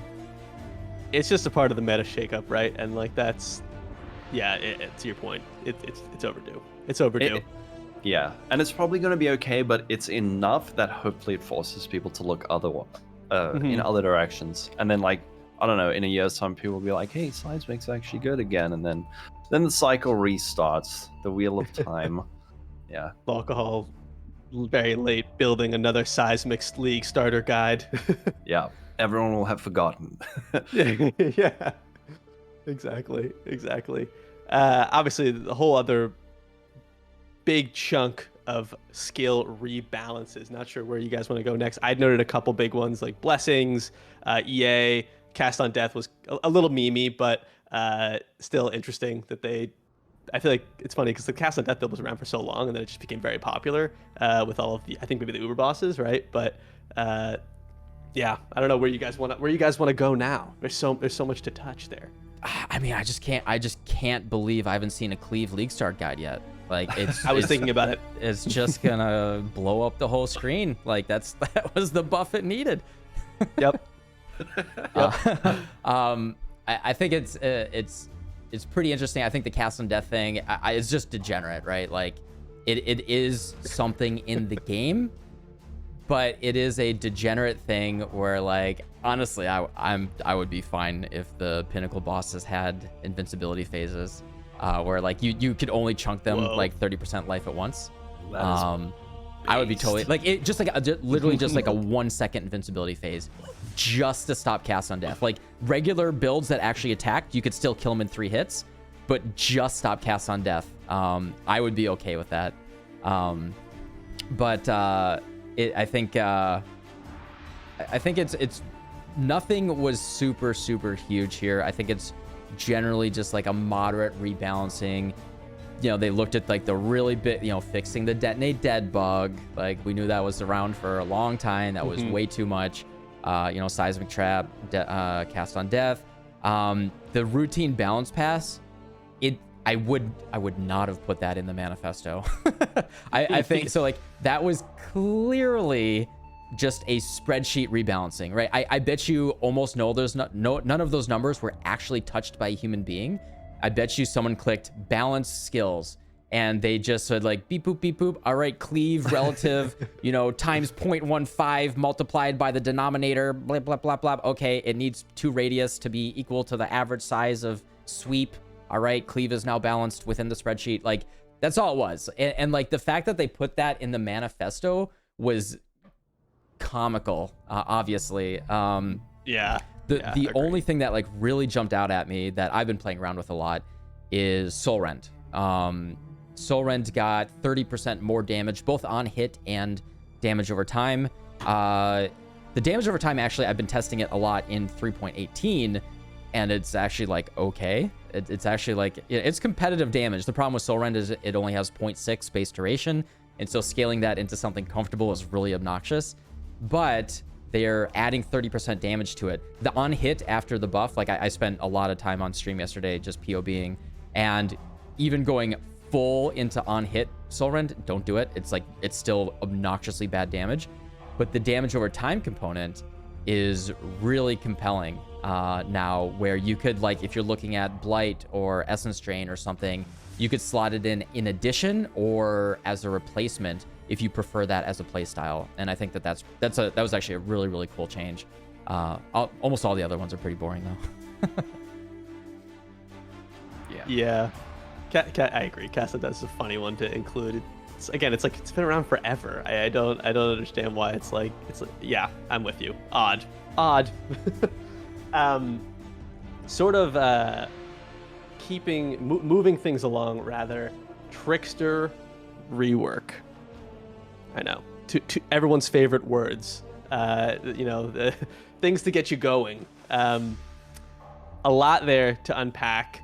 I know, Subtract, I was watching you for a very long time last night fiddling with that. I agree with you 100%. It's like all those nodes are so good. I literally want all of them. Want them all. I know. It's funny. It's like because obviously Forbidden Flame and Forbidden Flesh are out, right? You can take that 5th node. I feel like on Trickster, it's like those are going to be so juicy. Getting that extra ascendancy node is just going to be so juicy because everything just independently is super strong. Everyone's very excited, right? It's like if you aren't playing Trickster, are you really playing the game? I mean, let's be real here. There's a lot to do there. What are you guys thinking? Are you going to league start Trickster maybe? Are you weighing it out? I know Subtracting, you were building out some builds there last night with it. Yeah, man, I could talk about it for way too long. Yeah, so Trickster has always been one of my favorite ascendancies, and they did such a good job. I was a little worried when I first saw it because Harness the Void, if you for folks that don't know, is a really, really cool node that is rarely used, which is non-chaos as chaos, and there's 3 different lines on it for % chance, but it effectively is triple dipping. And as you do damage conversion, it'll do those 3 rolls every single damage conversion. And that's actually a build I was playing around with last week, where you can just go fizz to cold to lightning and into fire, into chaos if you want to. And every single time you convert, it'll do non-chaos to chaos. Harness the Void is a very, very cool node. And they did pull that off, but they put it on the Forbidden Flame Jewels, which makes me really happy it's still in the game. But yeah, everything, it is so well designed. The way that I talk about it is I'm a big fan of Brandon Sanderson books. I love the Mistborn series, and Kelsier is my man. And Kelsier, he looks exactly like the Trickster. It's that looks like Kelsier, running through the mist, jumping between rooftops, being fast as hell. He's like the silent rogue assassin type of guy that's really fast. And the whole way that they designed him fits that theme of exactly what I wanted, where he's super fast, you can't slow him down. He gets damage. He's also a jack of all trades type of character, so he gets more damage, more recovery, and everything with polymath. What a cool node, by the different mastery types that you get. So you can't take multiple of the same masteries if you want to build into it. But one of the builds that I played with yesterday, I got 12 different masteries, which is a 36% more damage multiplier, and you get 12% recovery of life, energy shield, and mana for each kill. That is such a bonkers number.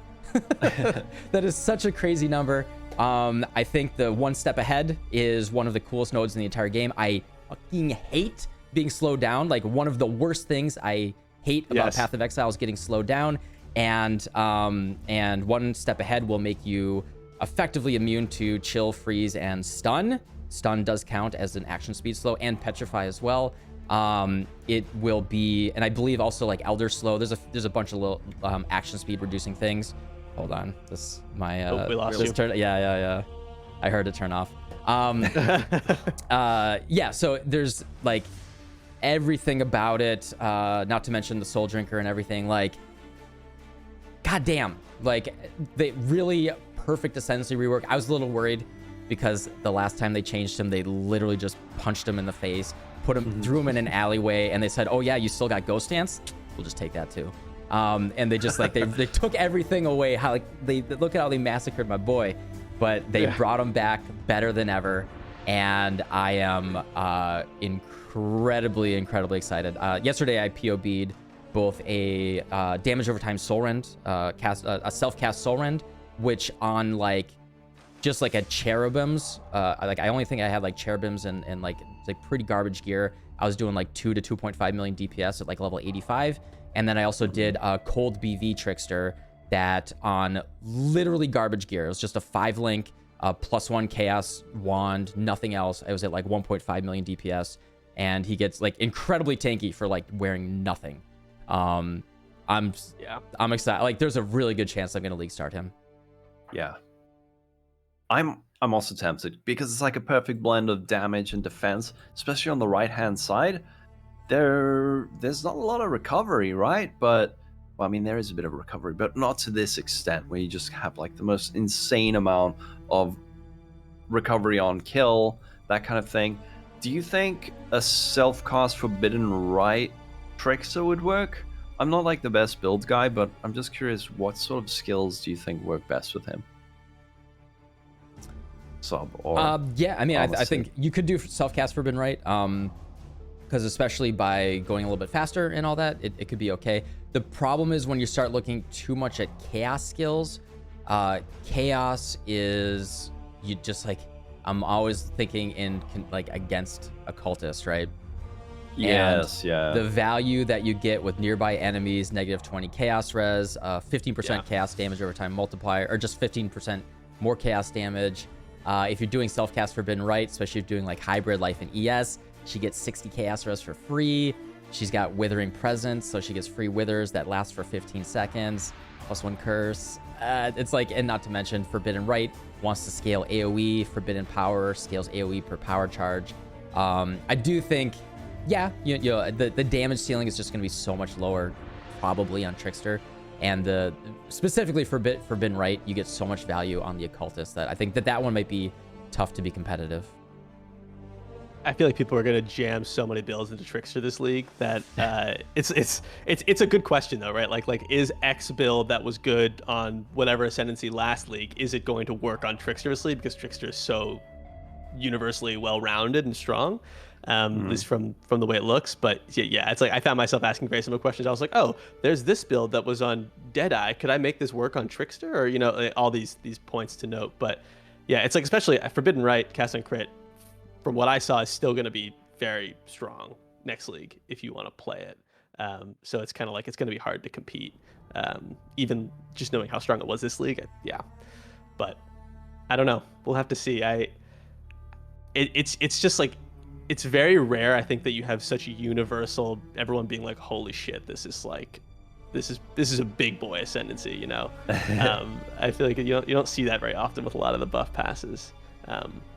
It'll be cool. I'm expecting about 3,000 so-and-so Trickster guide on YouTube going up in the next like 3-4 days.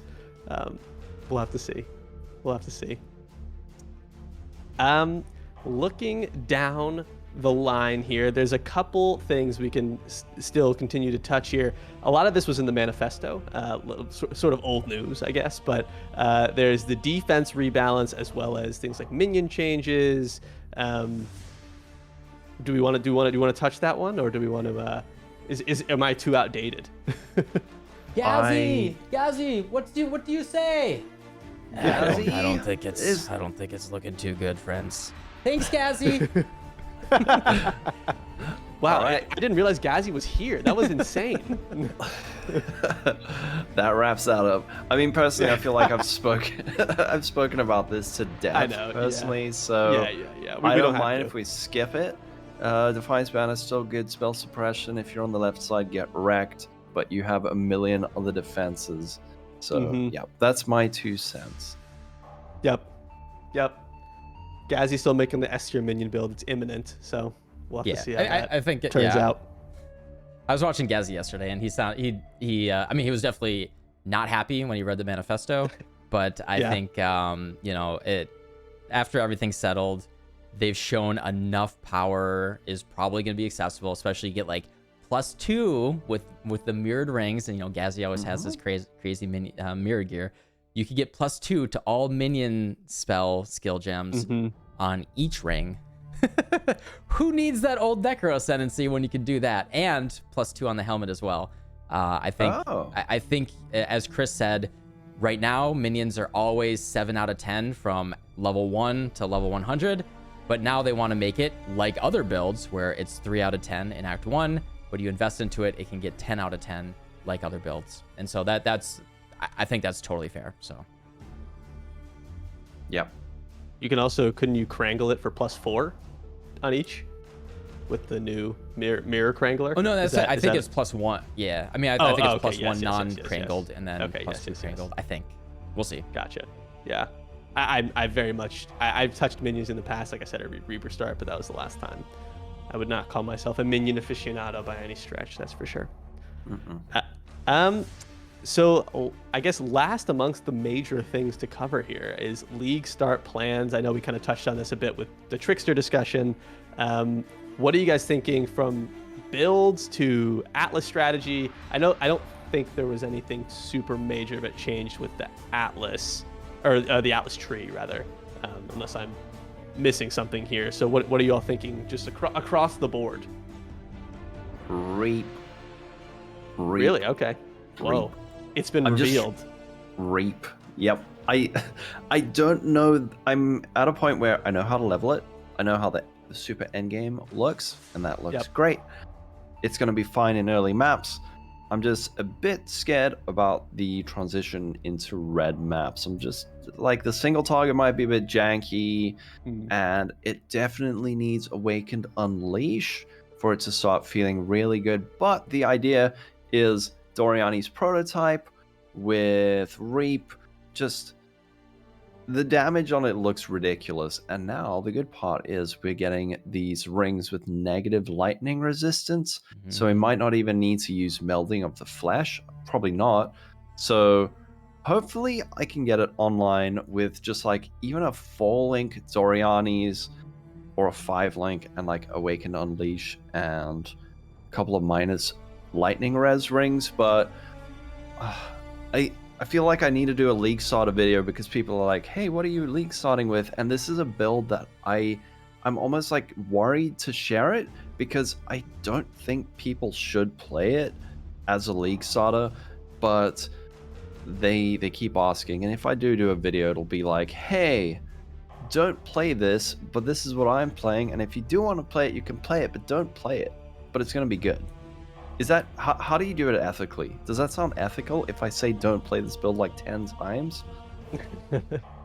Then no one can get angry at me? Oh yeah, definitely. Yeah, if you warn someone, they will not get angry at you. That's definitely how things work. Okay, cool.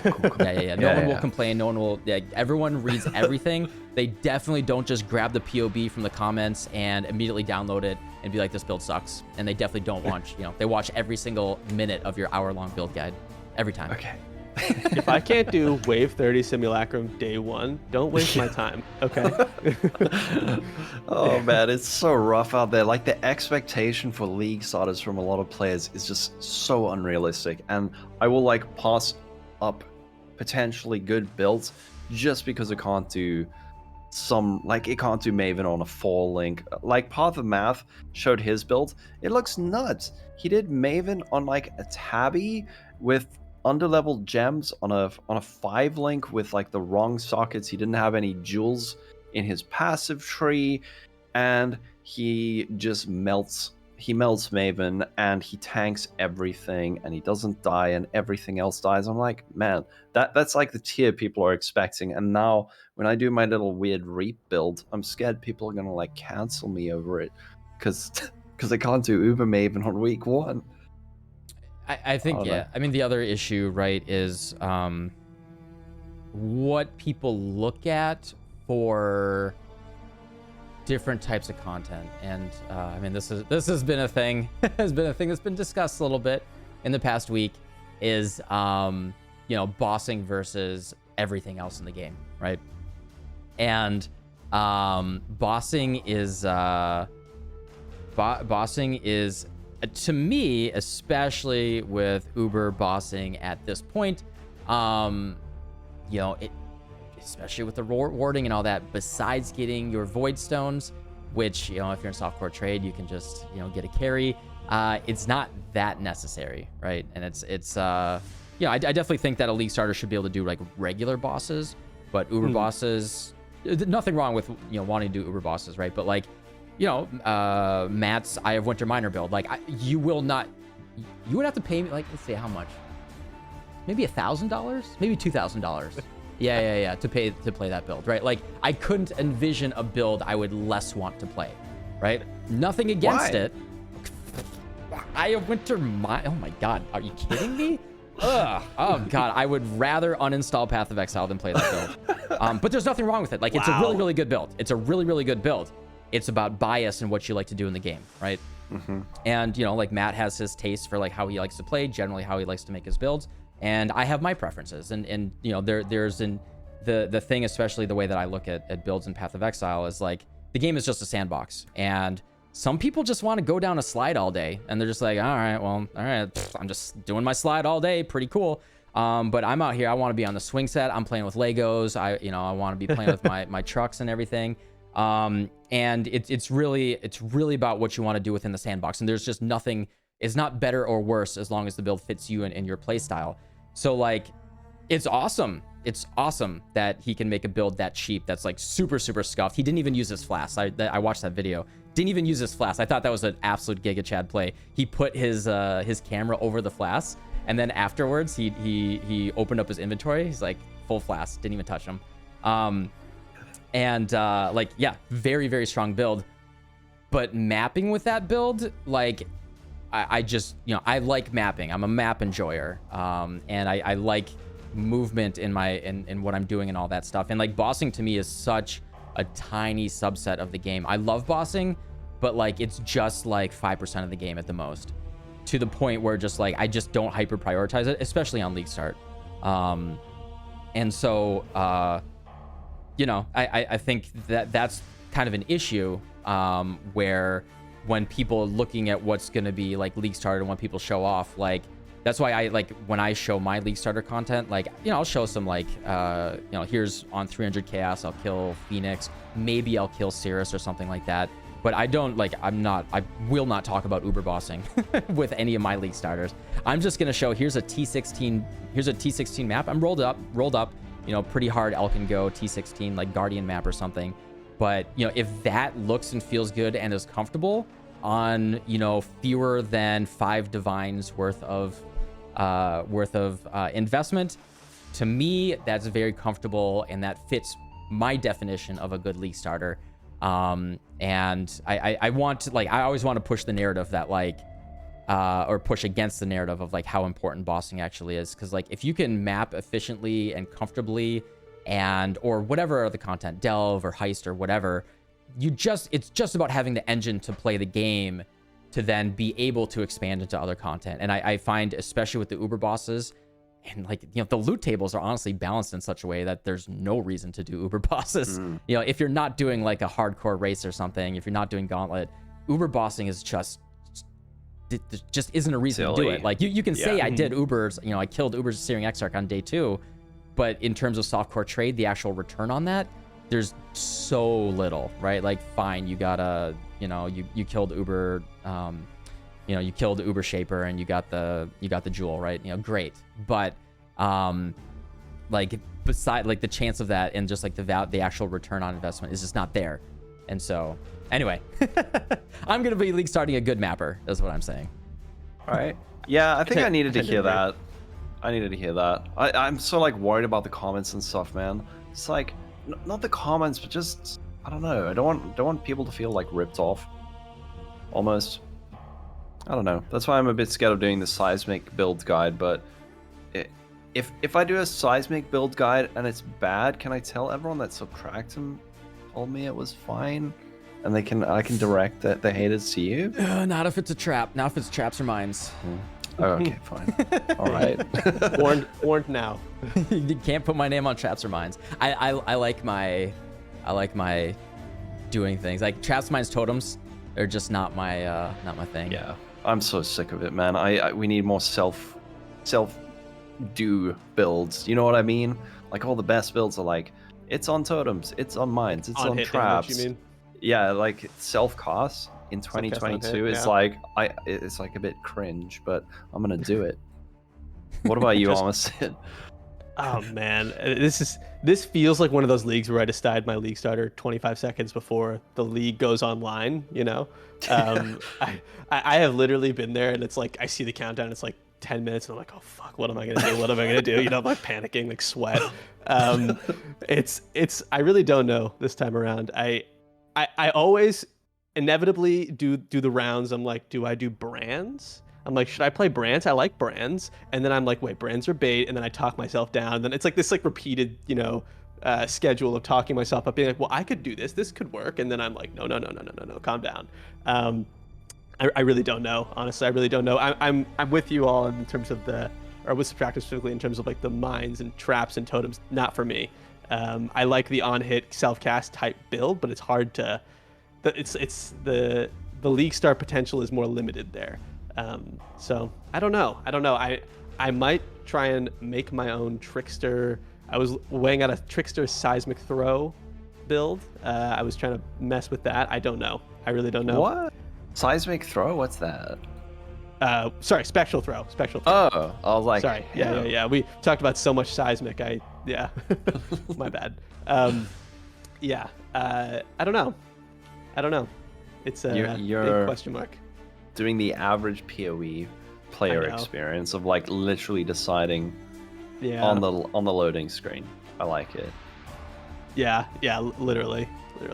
I don't usually make build guides, so I feel less pressure to kind of do so. It gives me that extra week to panic and make a decision 25 seconds before, right? So we'll see. We will see. In terms of Atlas strategy, though, I feel like this league, more than others, maybe even, I will be so bold as to say, Expedition feels like it's going to be really, really good. I mean, it's always really, really good, but I feel like this league in particular, I could see maybe a little Tujin Divine buying Pog. Wow. A little some well-rolled rares coming out of ROG. Oh, Yeah. well rolled. That's a really good point. ROG will divine things for you. Yep. That's a real good point. I wonder, Gwenin is my worst enemy, so I'm not even going to waste time on that. But yeah, look, the all other, Yep. I don't want to hear it. I don't I want to wrote hear a it. song for her. We've made up. We're friends again. Yeah. Yeah. Oh, Expedition kinda is just cringe. Expedition, I just feel, is like the best thing for every reason. You get good rares, you get Mage Blood and Headhunter and Squire really easily, and Exalts and just currency. How do you not play Expedition? It's the best league, right? Yeah. A lot of people don't like it. Yeah, I was going to say, if you don't like it, definitely don't. Yeah. Yeah, but they're wrong. So Agreed. I'm glad we're all in agreement here. So everyone else is wrong, and see you on Reddit. yeah. But So yeah, it's I'm thinking like Expedition Strongbox's essence is probably just to start out, but I haven't really thought that Same. far ahead. yeah. That's where I'm at too. That's where I'm at.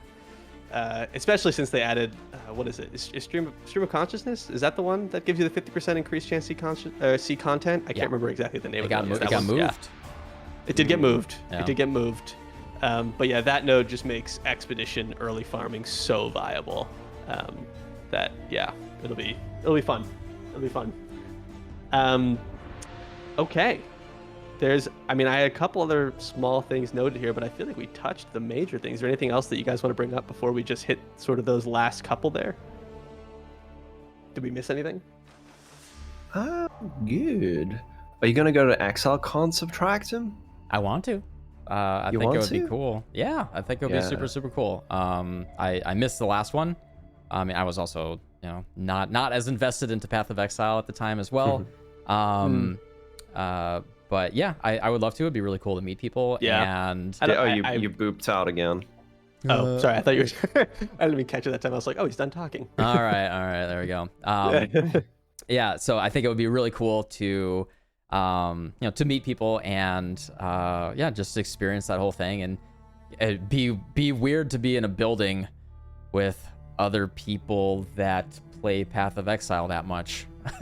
For the first time. Like, real weird experience, because like the real life experience, right, is you got your friends that play games, and like all of your friends will new Call of Duty or new whatever comes out, they'll download it for at least a couple weeks, and you can play together. When Fortnite or PUBG or something, like, you play with the friends.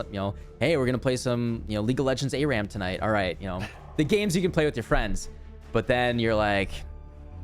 Or your friends be like, oh yes, what's that game you're playing? Kind of looks like Diablo, and you're just like don't, like I want you to play. I would love if you would play this game. And like, no, I'll try. Like, can you help me out? And I've tried every single approach. I've had at least 20 different friends ask me to they're interested in playing Path of Exile. Literally zero. Like I have a group of friends that plays. And they brought me in, but even I bounced off PoE. Like the first league was Brandis League for me. I bounced off pretty hard the first league. I got to like level 90, but I died to a ghost that was like on the other side of the screen that silenced me, and I was a self-cast Ice Nova, and I had no idea what killed me, and I was like, fuck this game, Alt F4, uninstall. I have no idea what killed me.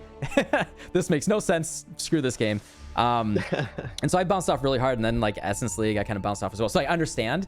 But like, yeah, I have besides like my friends that I joined them playing, every other person that I've had asked me to play PoE or learn to play PoE, they've all bounced off. I don't know if any of them even ever made it to maps. Yeah, and I've had some of them that have like tried a couple times. So yeah, it'd be real weird to be in a room with other people like, oh yeah, you know Shaper? Like, oh, why? Oh my God, you know who Shaper is? That's so cool. It's true, right? No one in my life, I can't speak to anyone about this game. I have friends who know my YouTube channel and they watch it like out of curiosity and they're just like, I don't know what's happening.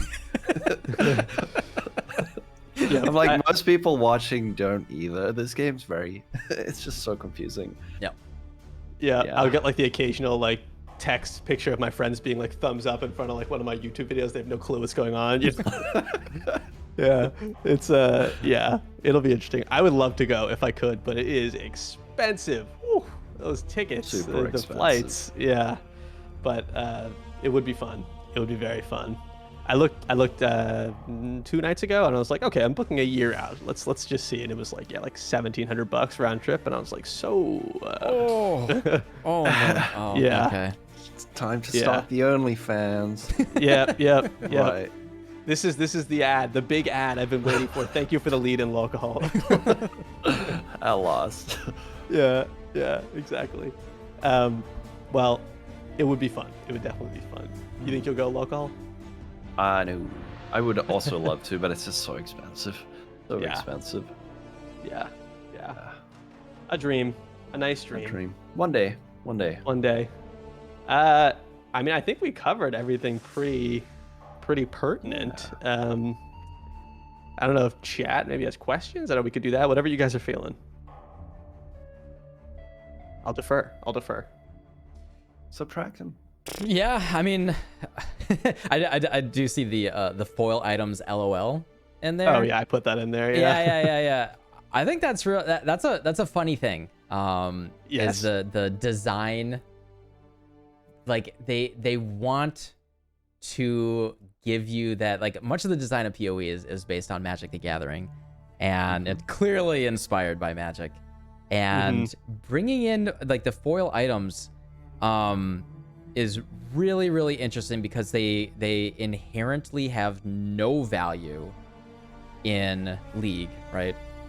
And it shows it shows how much Chris is like a legacy card collector in Magic, because there is just no value to something like that in League at all. It would be cool if it had like plus 1% to the stats, like some absurdly low number that like it just made it slightly better would be kind of cool. But yeah, I think that's like really, really funny that they're bringing something like that in to like throw a bone to like the hardcore. The metaphor I always talk about is there's a book called Neuromancer by William Gibson, where actually the term cyberspace was invented.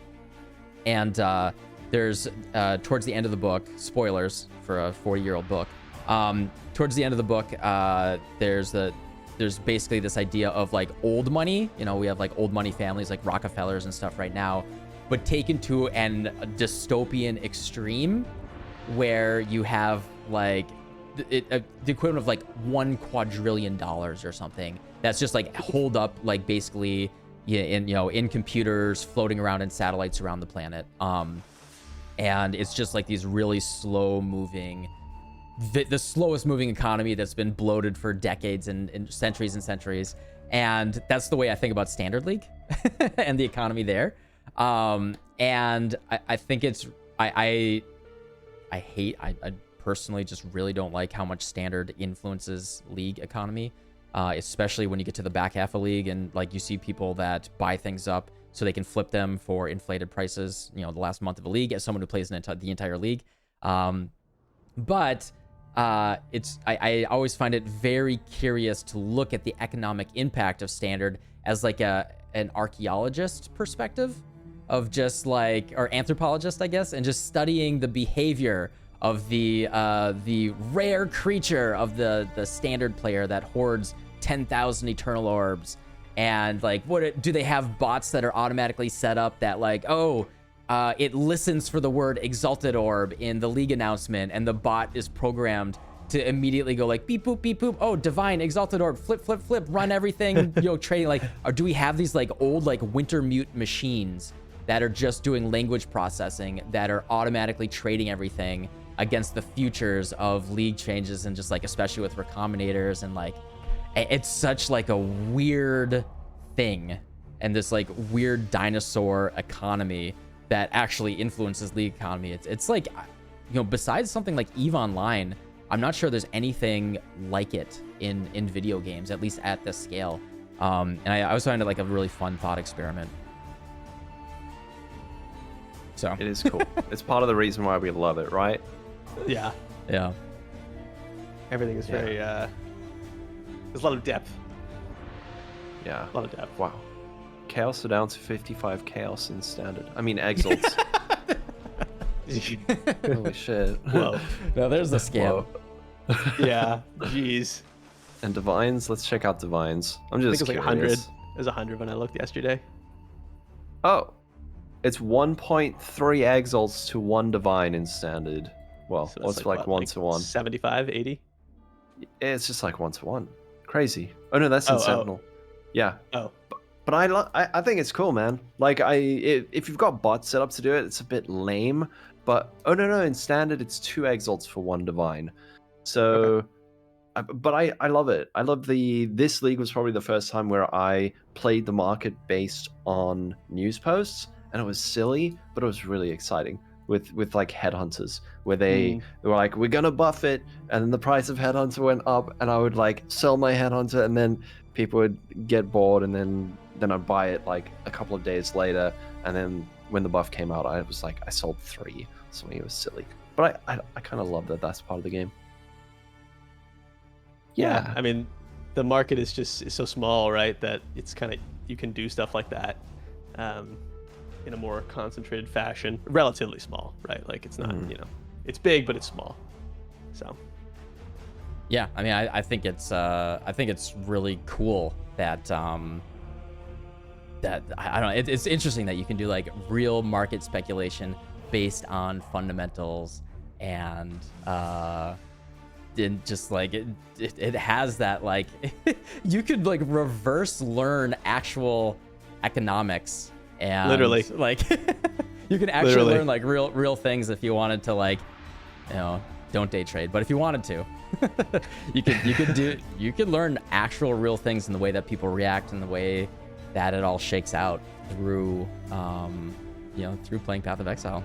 And like we see like James Belton, right? Like I believe he has a background in finances, and he literally makes like a mirror a day. Like he's in standard, he's doing like big boy stuff, but like, it's the stuff. If you want to make big money, if you understand that, if you like thinking about that stuff, I often don't. I find it like there's a reason why a lot of people just go to SSF. But if you like that stuff, it's pretty cool that you could flex that if you wanted to. Yeah, the economy is a big part of the draw for me personally. It's like SSF is like fun as a play style, but yeah, I love the idea of the Path of Exile economy and just playing it a little bit and understanding the values and things like that. Yeah, definitely fun part. Adds to it for me. No doubt. No doubt. Alrighty. Do we want to do like a Q&A with chat, or is everyone tired and wants to go do other stuff? I'll defer to Subtractable. Yeah, people are asking some questions. All right. For all the players that don't play trade leagues, do you think they're honestly missing out 50-75% of the game?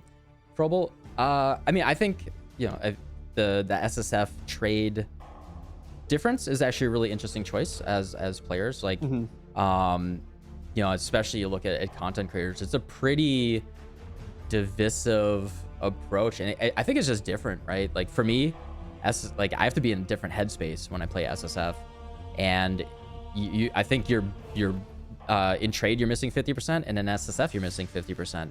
And if you want to experience everything there is in PoE, you got to play both. Agreed. Yep. Definitely value to both. Ooh, No question. When divine orbs go above 300C, what do you think will happen? This can't be healthy. I think we're gonna have to wait and see. If you're a crafter, it's gonna suck. If you're a normal player, maybe it won't suck, but we're gonna have to wait and see. Because maybe you find like one divine orb and you can buy all the uniques for your build. And you're gonna be so happy, right? But if you're crafting, if you're profit crafting, I think profit crafting this league with like meta crafting is going to be kind of yikes, because it's going to cost a lot and your audience, your target audience, might be quite limited. So you might have to just drop your profit margin and accept that you're not going to get as much. But again, we're going to have to wait and see. There's so many factors that go into it. It's not just like, you know, divines are used on the crafting bench. There's like bots also play into it and other stuff. But yeah, I wish that we had an actual economist who could pass this out. Maybe someone like Sogog will release a video on it. He's pretty smart at stuff like this. Yeah, at this point it's all speculation.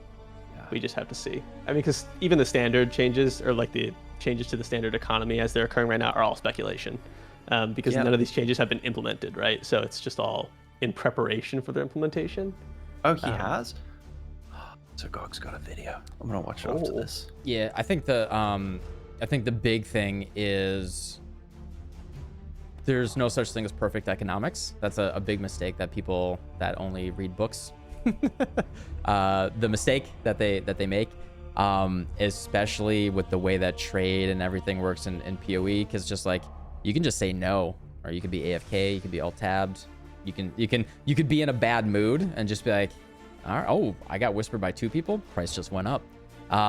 Like it is such a very messy, like psychologically driven, social type of economy here that yeah, it's more like a weird old like farmer's stock market type of thing, where you know, you're just like, oh, I don't like the hat that you have on, so yeah, price just went up by 10% for you.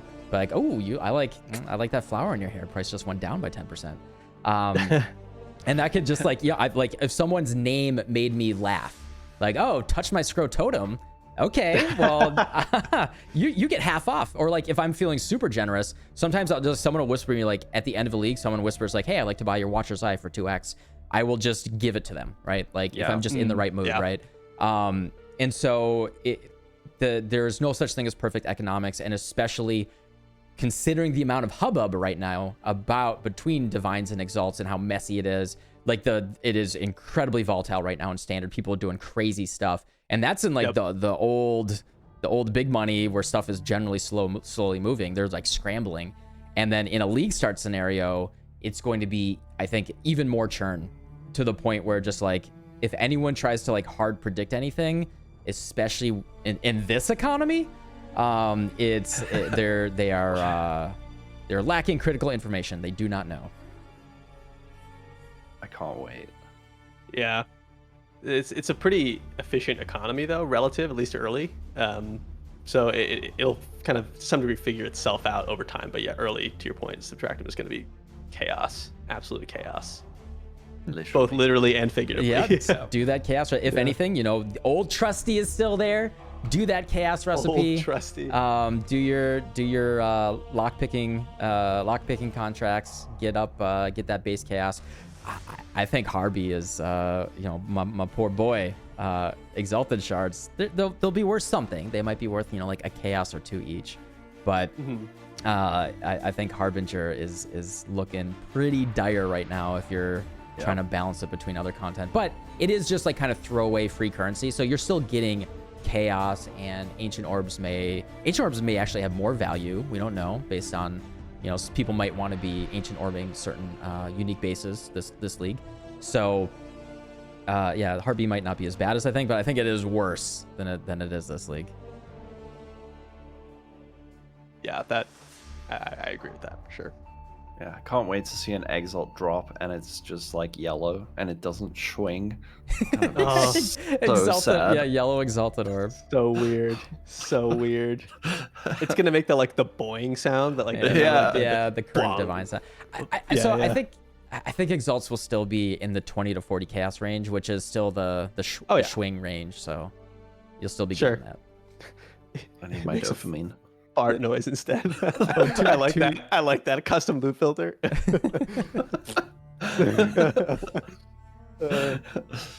That's funny. That's funny.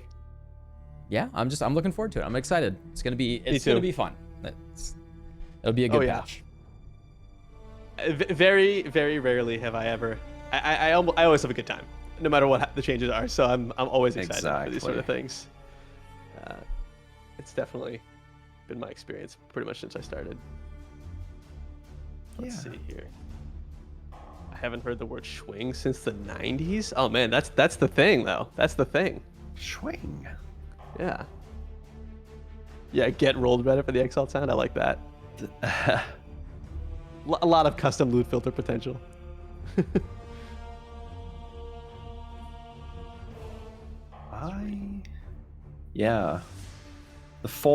There's a lot of items that have been shown that have 4 suffixes.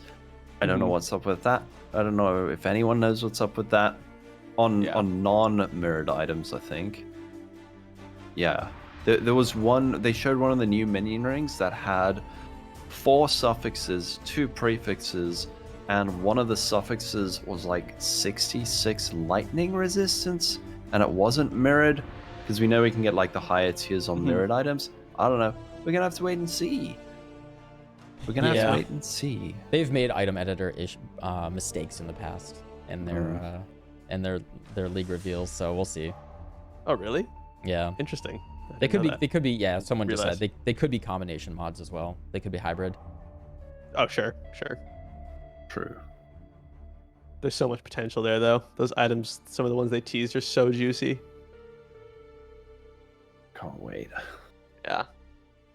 High strings do that, true, but they say it in the implicit that they're doing it. Yes, yeah. So geodesic, whatever. Yeah, exactly. Is there anything else, or do we want to? Yeah. I'm good. I'm just seeing if anything good's coming through from chat, but I am good. I'm ready to eat supper. It's raining. We're having chicken soup, man. And then I'm gonna play some PoE tonight. Maybe I'll stream. Are you gonna keep streaming after this Subtraction, or are you gonna take a break?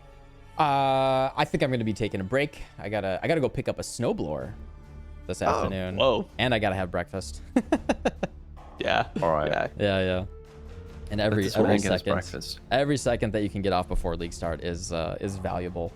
This is a very, very intense week for everybody that's excited about it, but for especially folks like us.